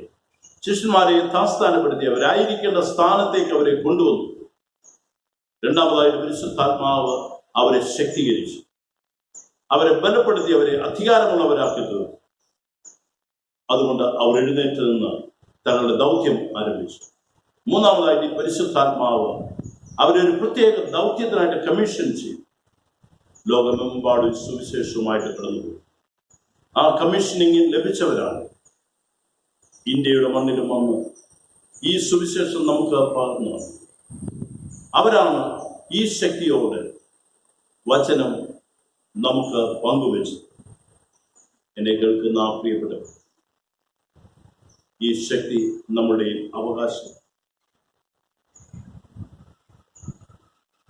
ഇന്നും പരിശുദ്ധാത്മാവ് എന്നിൽ വസിക്കുന്നുവെന്ന് മനസ്സിലാക്കാതെ പരിശുദ്ധാത്മാവ് എന്നുള്ളതിന് ചില അടയാളങ്ങൾ നോക്കിക്കൊണ്ട് അതിന് പിന്നാലെ ഓടുന്നവരാണെങ്കിൽ നിന്നിലുള്ള ആത്മാവിനെ അതിനെ ജ്വലിപ്പിക്കുവാൻ ദൈവം നിനക്ക് തന്ന നിന്റെ നിയോഗത്തെ ചെയ്യുന്നതിൽ കൂടെ അതിനെ ജ്വലിപ്പിക്കുവാൻ ദൈവത്തിന്റെ പരിശുദ്ധാത്മാവ് ആഗ്രഹിക്കും. പ്രാർത്ഥിക്കുവാൻ കഴിയുന്നു. അതേ കർത്താവേ, എന്നെയും ഈ നിറവിന്റെ അനുഭവത്തിലൂടെ എനിക്ക് തന്ന പരിശുദ്ധാത്മാവ് എന്നിൽ വസിക്കുവാൻ മാത്രമല്ല, അത് നിറവ്, അനുദിനം നിറവ് പ്രാപിച്ചു പ്രവർത്തിപ്പാനായി എന്നെ ശക്തീകരിക്കും. എൻ്റെ ജീവിത പരാജയങ്ങളിൽ എന്നെ കരം പിടിച്ചുയർത്തുക, എൻ്റെ ബലഹീനതയിൽ എന്നെ ശക്തീകരിച്ച് എന്നെ വഴി നടത്തുക. എൻ്റെ ദൗത്യങ്ങളെ നിറവേറ്റുവാനായിട്ടുള്ള സ്വർഗീയ കൃപ ശിഷ്യന്മാർക്ക് നൽകിയതുപോലെ അവരോടി ഓടി ദൗത്യം നിറവേറ്റി അവരെല്ലാവരും രക്തസാക്ഷികളായി ഈ ലോകത്തിൽ ദൈവത്തിന്റെ വചനത്തിന്റെ വിത്തായി മാറുകയും കർത്താവെ ഞങ്ങളെയും സമർപ്പിക്കുന്നു. നമുക്ക് ദൈവമായ കർത്താവ്, നിന്റെ പരിശുദ്ധാത്മാവ് ഞങ്ങളിൽ കൂടെ ആഗ്രഹിക്കുന്നതായ രൂപാന്തരം പ്രാപിച്ചു, ശക്തി പ്രാപിച്ചു, നിയോഗങ്ങൾ ഏറ്റെടുക്കുവാൻ ഞങ്ങളെ പ്രാപ്തരാക്കി. കഴിഞ്ഞ 175 വർഷക്കാലം നീ ഞങ്ങളെ നടത്തി.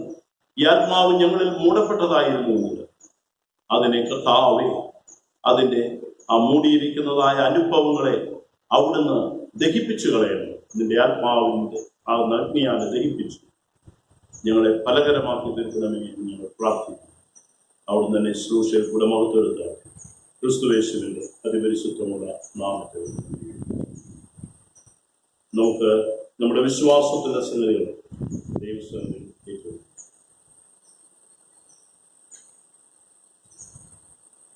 അപ്പോസ്തല വിശ്വാസ പ്രമാണം.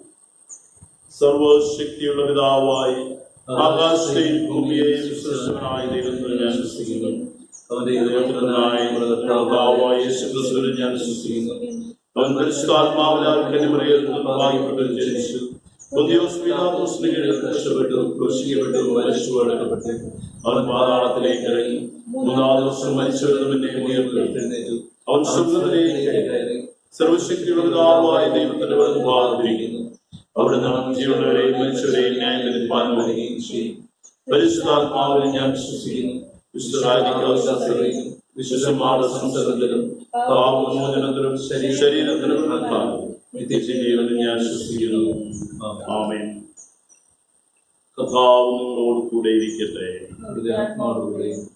കർത്താവേ, ഞങ്ങളോട് കരുണയുണ്ടാകണമേ. ഞങ്ങളോട് കരുണയുണ്ടാകണമേ.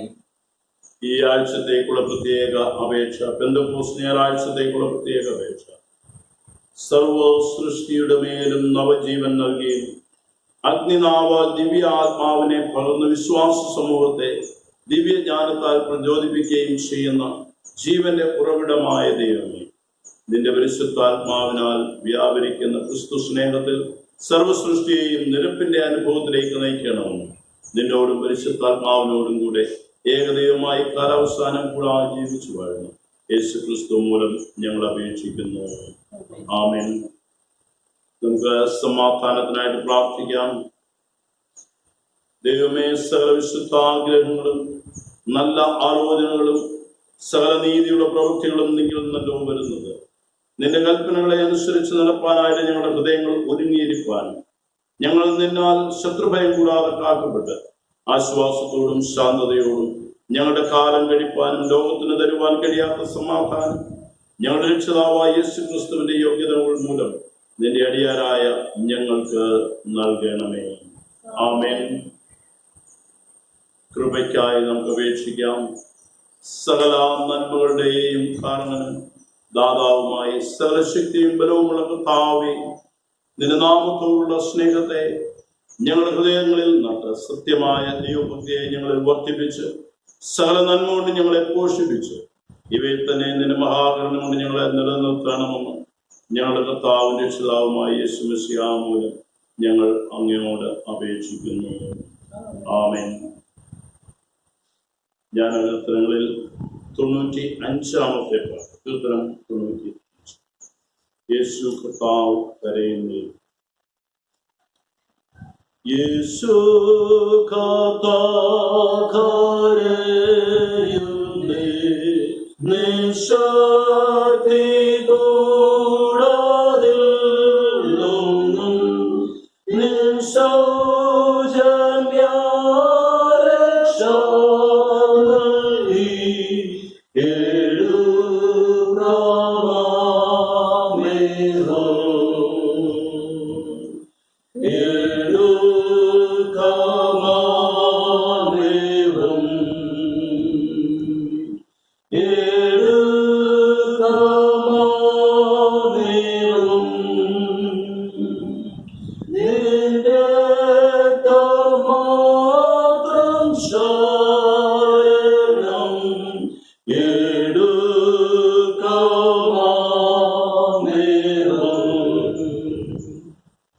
ഞാൻ ഭാവിവേ സഹായനേ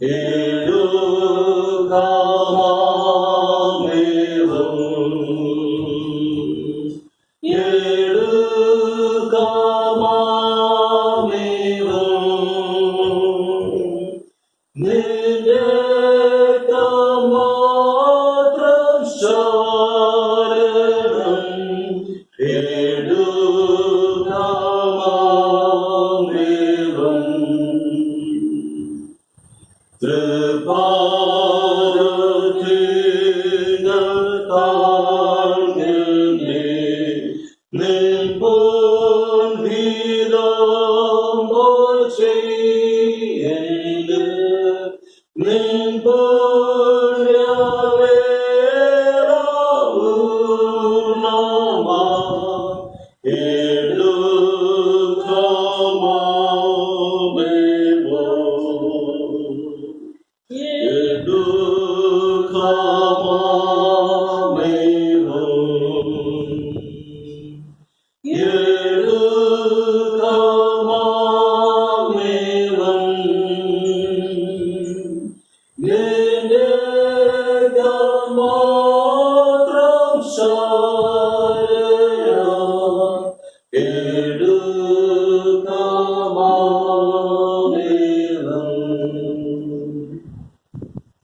മധ്യസ്ഥ പ്രാർത്ഥനയ്ക്കായിട്ട് നമുക്ക് കരങ്ങളെ വണക്കാം. വിധേയമായിട്ട് ഈ ആഴ്ചയിൽ തങ്ങളുടെ ജന്മദിനം ആഘോഷിക്കുകയും വിവാഹവാർഷികം ആഘോഷിക്കുകയും ചെയ്തവരെ നമുക്ക് ദൈവസന്നിധിയിൽ സമർപ്പിച്ചുകൊണ്ട് പ്രാർത്ഥിക്കും. ഒരാഴ്ച വട്ടം കൂടെ കർത്താവെ ഈ ഭൂമിയിൽ ജീവിക്കും.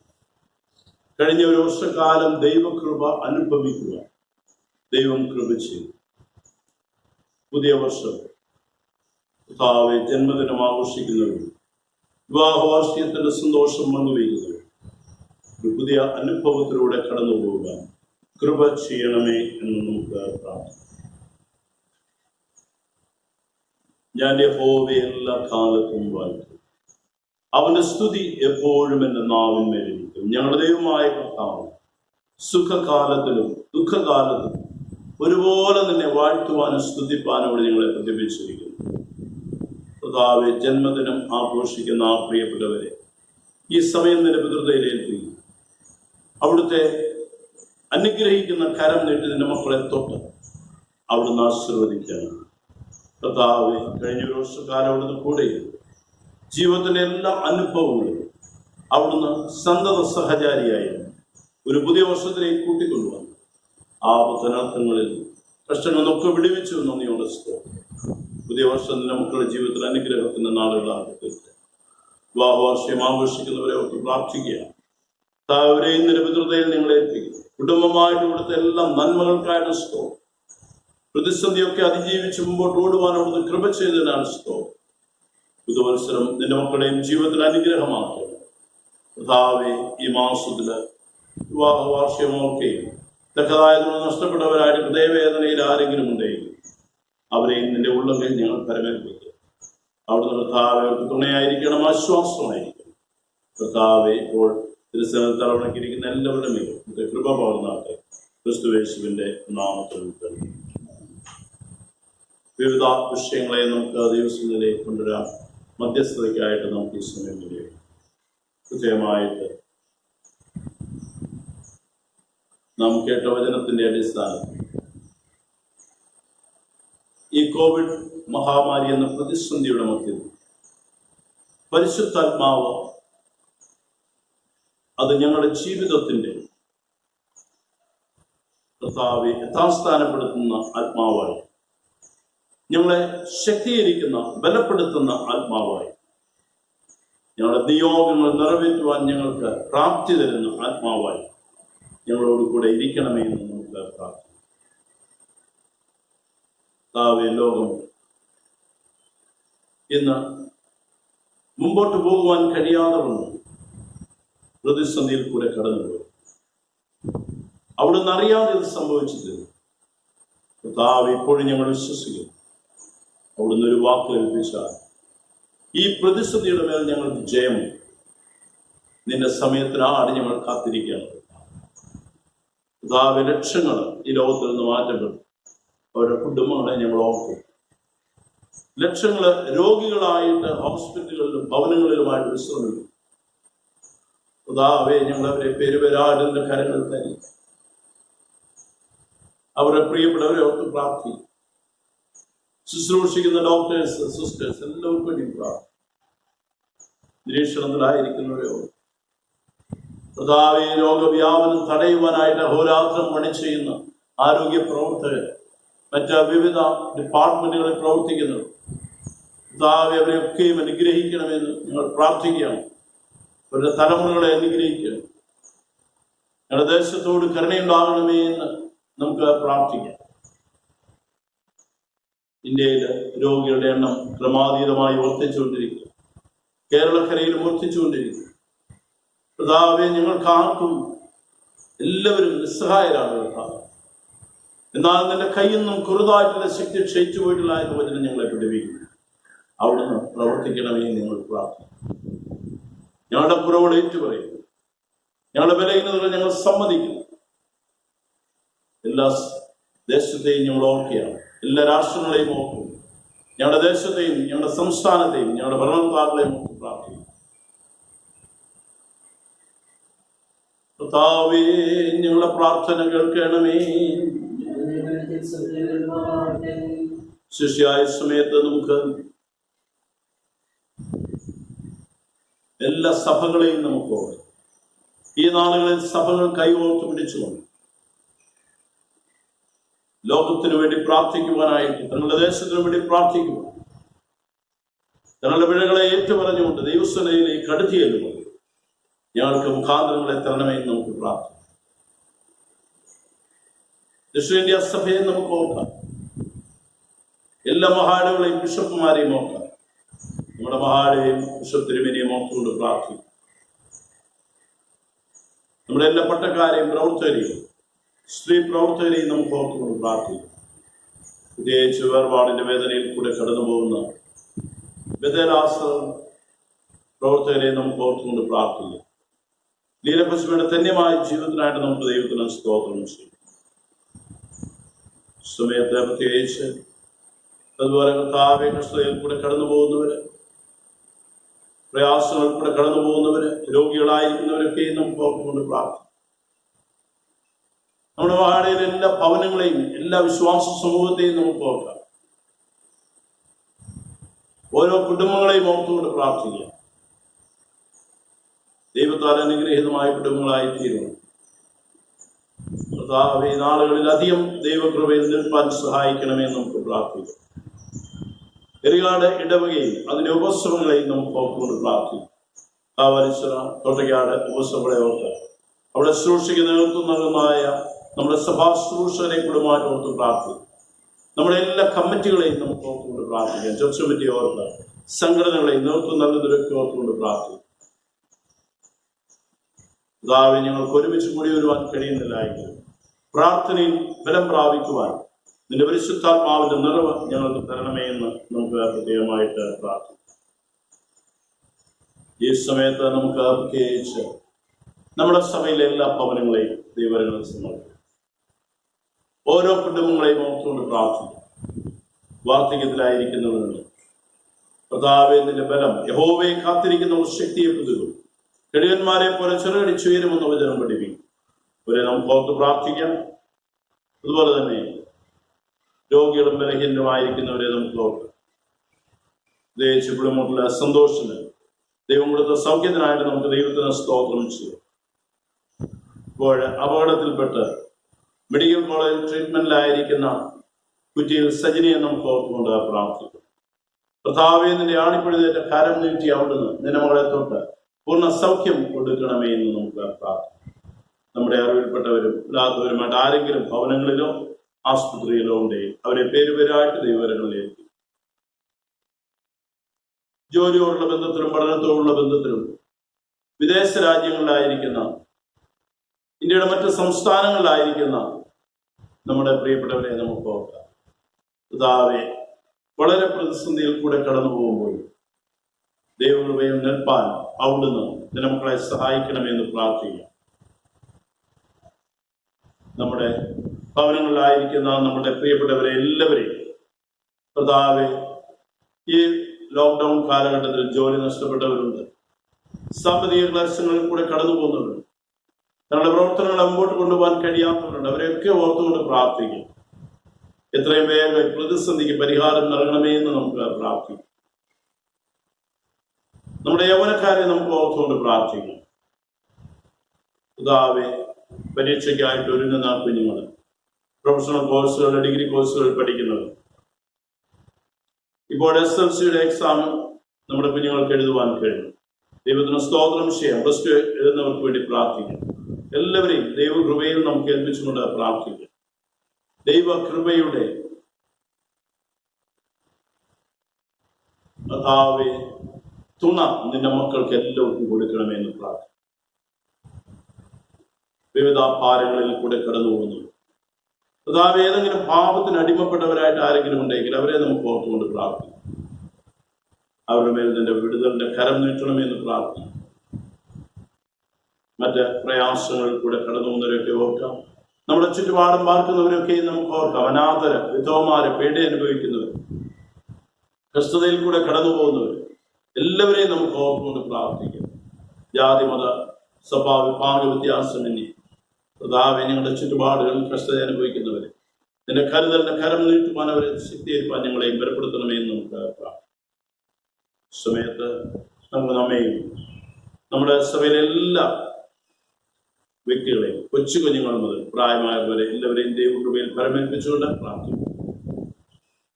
ആരെങ്കിലും ഏതെങ്കിലും മനപ്രയാസത്തിൽ കൂടെ, സ്വകാര്യ വേദനയിൽ കൂടെ കടന്നു പോകുന്നുണ്ടെങ്കിൽ അവരെ ദൈവങ്ങളിൽ ഏൽപ്പിക്കുക. മറ്റുള്ളവരോട് പറഞ്ഞാൽ നിന്ദിക്കപ്പെടുകയും കർത്താവെ നിരാശിതരാകുകയും ചെയ്യുന്ന സാഹചര്യത്തിൽ കർത്താവിൻ്റെ അടുക്കൽ ഞങ്ങളുടെ ഭാരങ്ങളെ ഇറക്കി വയ്ക്കുവാനായി ചില നിമിഷങ്ങൾ എല്ലാവർക്കും പ്രാർത്ഥിക്കും. എല്ലാവരും പ്രാർത്ഥിച്ചാൽ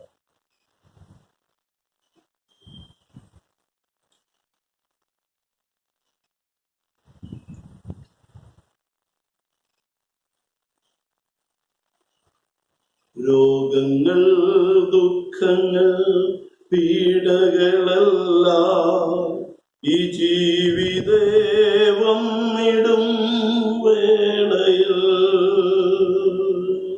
രോഗങ്ങൾ ദുഃഖങ്ങൾ പീഡകളെല്ലാം ഈ ജീവിതേ വന്നിടും വേളയിൽ ദൂതന്മാർ കാവലായി വന്നപ്പോൾ കണ്ടു ഞാൻ ക്രൂശിലെ സ്നേഹത്തെ ദൂതന്മാർ കാവലായി വന്നപ്പോൾ കണ്ടു ഞാൻ ക്രൂശിലെ സ്നേഹത്തെ ഇത്ര നല്ല രക്ഷക യേശുവേ ഇത്രമാം സ്നേഹം നീ തന്നതാ എന്തു ഞാൻ നൽകിടും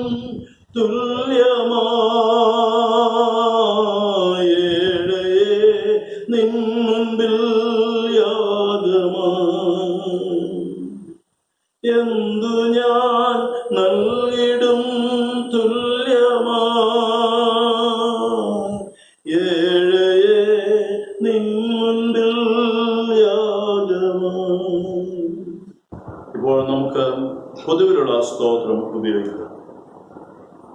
സർവശക്തിയുള്ള ദൈവമേ, സകലങ്ങളുടെ പിതാവേ, അയോഗ്യരായ അടിയാരോടും സകല മനുഷ്യരോടും നിനക്കുള്ള സകല നന്മയ്ക്കായിട്ടും മാതൃനന്മയ്ക്കായിട്ടും ഞങ്ങൾ നിനക്ക് ഭാവനയും മനഃപൂർവ്വമായുള്ള സ്തോത്രം ചെയ്യുന്നു. ഞങ്ങളെ സുരക്ഷനും പരിപാലിക്കുന്നതിനും ഈ ആയുസ്സിലെ സകല അനുഗ്രഹങ്ങൾക്ക് വേണ്ടിയും എല്ലാത്തിനും മേലായി ഞങ്ങളുടെ കർത്താവായ യേശു ക്രിസ്തു മൂലം ലോകത്തെ വീണ്ടെടുത്തവരെ ചൂടാറുന്ന സ്നേഹത്തിനു വേണ്ടിയും കൃപാവഴികൾക്ക് വേണ്ടിയും മഹത്വത്തിന് പ്രത്യാശയ്ക്ക് വേണ്ടിയും ഞങ്ങൾ നിന്നെ സ്തുതിക്കുന്നു. ഞങ്ങളുടെ ഹൃദയങ്ങളുമായി കൂടാതെ നന്ദിയുള്ളവരായി തീരേണ്ടതിനും നിന്നെ സേവിക്കുന്നതിന് ഞങ്ങളെ ഏൽപ്പിച്ച ഞങ്ങളുടെ നാടുകളെ വിശുദ്ധിയോടും നീതിയോടും അങ്ങനെ ഞങ്ങളുടെ അതിർകൊണ്ട് മാത്രമല്ല ഞങ്ങളുടെ നടപ്പിലും കൂടുതൽ സ്തുതിയെ പ്രസ്തുതപ്പെടുത്തേണ്ടതിനും നിന്റെ സഹകരണങ്ങളെയും കുറിച്ചതായ ബോധം ഞങ്ങൾക്ക് തരണം. ഞങ്ങളുടെ ഞങ്ങൾ നിന്നോട് അപേക്ഷിക്കുന്നു. അവൻ നിന്നോട് പരിശുദ്ധാത്മാവിനോട്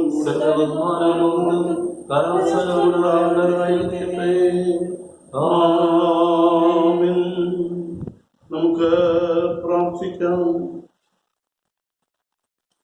സർവശക്തിയുള്ള ദൈവമേ, സമയത്തെ മനസ്സോടെ ഞങ്ങളുടെ പൊതുവായ അപേക്ഷകളെ കഴിപ്പാൻ ഞങ്ങൾക്ക് കൃപ തന്നിരിക്കുന്നു.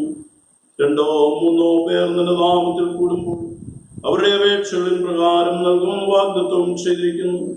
ഇപ്പോൾ കർത്താവേ, നിന്റെ അടിയാരുടെ ആഗ്രഹങ്ങളെ അപേക്ഷകളെ ഞങ്ങൾക്ക് ഏറ്റവും ഉപകാരമാകുമെന്ന് നിവൃത്തി വരുത്തി ഇഹലോകത്തിൽ സത്യത്തിന് പരിജ്ഞാനവും പരലോകത്തിൽ നിത്യജീവനും ഞങ്ങൾക്ക് നൽകുമാറാകണമേ.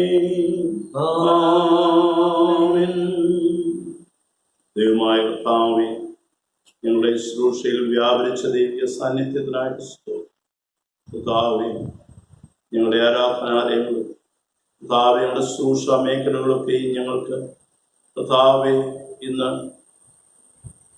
അകലെയായിരിക്കുമ്പോൾ നീ ഞങ്ങളോട് ചേർന്നിരിക്കുന്ന ദൈവമാകുക. നിന്റെ സാന്നിധ്യം ഞങ്ങൾ അനുഭവിക്കുന്നതിനാൽ സ്തോത്രം. തുടർന്ന് ഞങ്ങളായിരിക്കുന്ന ഇടങ്ങളിൽ അവിടുത്തെ സാന്നിധ്യം ഞങ്ങളോട് കൂടെ ഉള്ളതിനാൽ ഞങ്ങൾ നന്ദിയോടെ സ്തോത്രം ചെയ്ത് ഉറപ്പിൽ ഞങ്ങൾ മുമ്പോട്ട് പോകട്ടെ. പുതിയ മാസം, ജൂൺ മാസം എല്ലാവർക്കും അനുഗ്രഹമായി തീരും. കർത്താവെ, സ്കൂളുകളും അതുപോലെ തന്നെ ക്ലാസ്സുകളൊക്കെയും ആരംഭിക്കുന്ന നാളുകളാണ്. കർത്താവെ, പുതിയ വർഷത്തെ ക്ലാസ്സുകൾ ആരംഭിക്കുന്ന എല്ലാ ക്ലാസ്സുകളെയും ഞങ്ങൾ ഓർത്ത് പ്രാർത്ഥിക്കുന്നു. എല്ലാ കുഞ്ഞുങ്ങളെയും നഴ്സറി മുതൽ ഡിഗ്രി ക്ലാസ്സുകൾ വരെയും പഠിക്കുന്ന എല്ലാ കുഞ്ഞുങ്ങളെയും, പ്രൊഫഷണൽ കോഴ്സുകളിൽ പഠിക്കുന്ന എല്ലാ കുഞ്ഞുങ്ങളെയും എല്ലാവരെയും ഞങ്ങൾ ഓർത്ത് പ്രാർത്ഥിക്കുന്നു. ഓൺലൈനിൽ അവരുടെ ക്ലാസ്സുകൾ ആരംഭിക്കുമ്പോൾ അവരുടെ ജീവിതത്തിന് അനുഗ്രഹത്തിന് അത് കാരണമായി തീരും. എല്ലാ ശുശ്രൂഷകളെയും മാനിച്ചാട്ടെ. മഹത്വം തിരുവനിയെടുക്കണം. ക്രിസ്തുയേശുവിന്റെ നാമത്തിൽ തന്നെ. ദൈവത്തിന്റെ കരുണയുള്ള കൃപയിലും കാവലിലും ഞങ്ങൾ നിങ്ങളെ പരമേൽപ്പിക്കുന്നു. പിതാവും പുത്രനും പരിശുദ്ധാത്മാവുമായ സർവശക്തനായ ദൈവത്തിന്റെ അനുഗ്രഹം നിങ്ങളുടെ ഇടയിലുണ്ടായി എല്ലായ്പ്പോഴും നിങ്ങളോട് കൂടെ ഇരിക്കുമാറാകട്ടെ.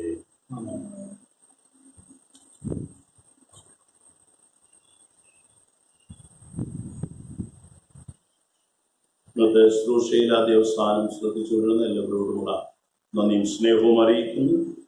ഞാൻ കഴിഞ്ഞ ആഴ്ചകളൊക്കെ ഓർപ്പിച്ചതുപോലെ നമ്മുടെ മാസവരിയും മറ്റു കുടിശ്ശികകളും അത് കുടിശ്ശികയില്ലാതെ അടയ്ക്കേണ്ട ഡേറ്റ് ഇന്നാണ്. 31-ാം തീയതി വൈകിട്ട് വരെ നിങ്ങൾക്ക് അടയ്ക്കാം. ആരെങ്കിലും അങ്ങനെ അടയ്ക്കാത്തതുണ്ടെങ്കിൽ കൊണ്ടുവന്നു കഴിഞ്ഞാൽ നിങ്ങൾക്ക് അത് വാങ്ങിക്കുവാനായിട്ടുള്ള സൗകര്യം ഇവിടെ ചെയ്തിട്ട് വാസനയിൽ കടന്നു വരാവുന്നതാണ്. ദൈവം നിങ്ങളെ അനുഗ്രഹിക്കട്ടെ. ഏതെങ്കിലും വിഷയങ്ങളിൽ പ്രാർത്ഥന ആഗ്രഹിക്കുന്നവരുണ്ടെങ്കിൽ ഏത് സമയത്തും നിങ്ങൾക്ക് ടെലിഫോൺ ചെയ്തിട്ട് കടന്നു വരാം. ദേവാലയത്തിൽ പ്രാർത്ഥിക്കുവാനായിട്ടുള്ള അവസരം നിങ്ങൾക്ക് ലഭിക്കുന്നതായിരിക്കും. ദൈവം നമ്മെ അനുഗ്രഹിക്കട്ടെ. പുതിയ ക്ലാസ്സുകൾ ആരംഭിക്കുന്ന കുഞ്ഞുങ്ങൾക്കൊക്കെയും എല്ലാ ഭാവങ്ങളും ആശംസിക്കുന്നു. ദൈവം നിങ്ങളോട് കൂടെ ഇരിക്കട്ടെ. നീ നല്ലവൻ, നീ വല്ലഭൻ, സ്തുതികൾക്കെന്നും യോഗ്യൻ നീ. നീ നല്ലവൻ, നീ വല്ലഭൻ, സ്തുതികൾക്കെന്നും യോഗ്യൻ നീ. പർവ്വതങ്ങൾ മാറിയാലും ഈ ലോകം മാറിയാലും മാറുകില്ല നിൻ വാക്കൊന്നും. എന്നേശു നീ മാത്രം ശരണം, ഏതേതു നേരത്തും അഭയം. എന്നേശു നീ മാത്രം ശരണം, ഏതേതു നേരത്തും അഭയം. യേശുവേ നാഥനേ, ജീവിതത്തിൽ മാത്രമെന്നും ദൈവം.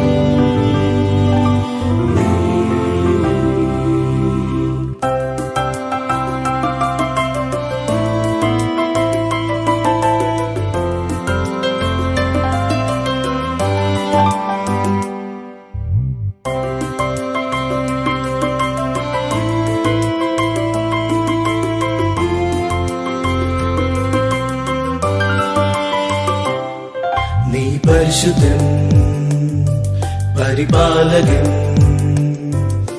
പാരെങ്ങും വിളങ്ങിയിടുന്നോ.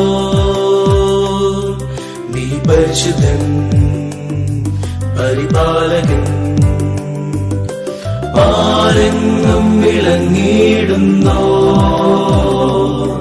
ഒരു നാവിനാലും വർണ്ണിച്ചിടാൻ നിൻ സ്നേഹം എത്രയെന്ന്, ആഴിയേക്കാളാഴമേറും. എന്നേശു നീ മാത്രം ശരണം, ഏതേതു നേരത്തും അഭയം.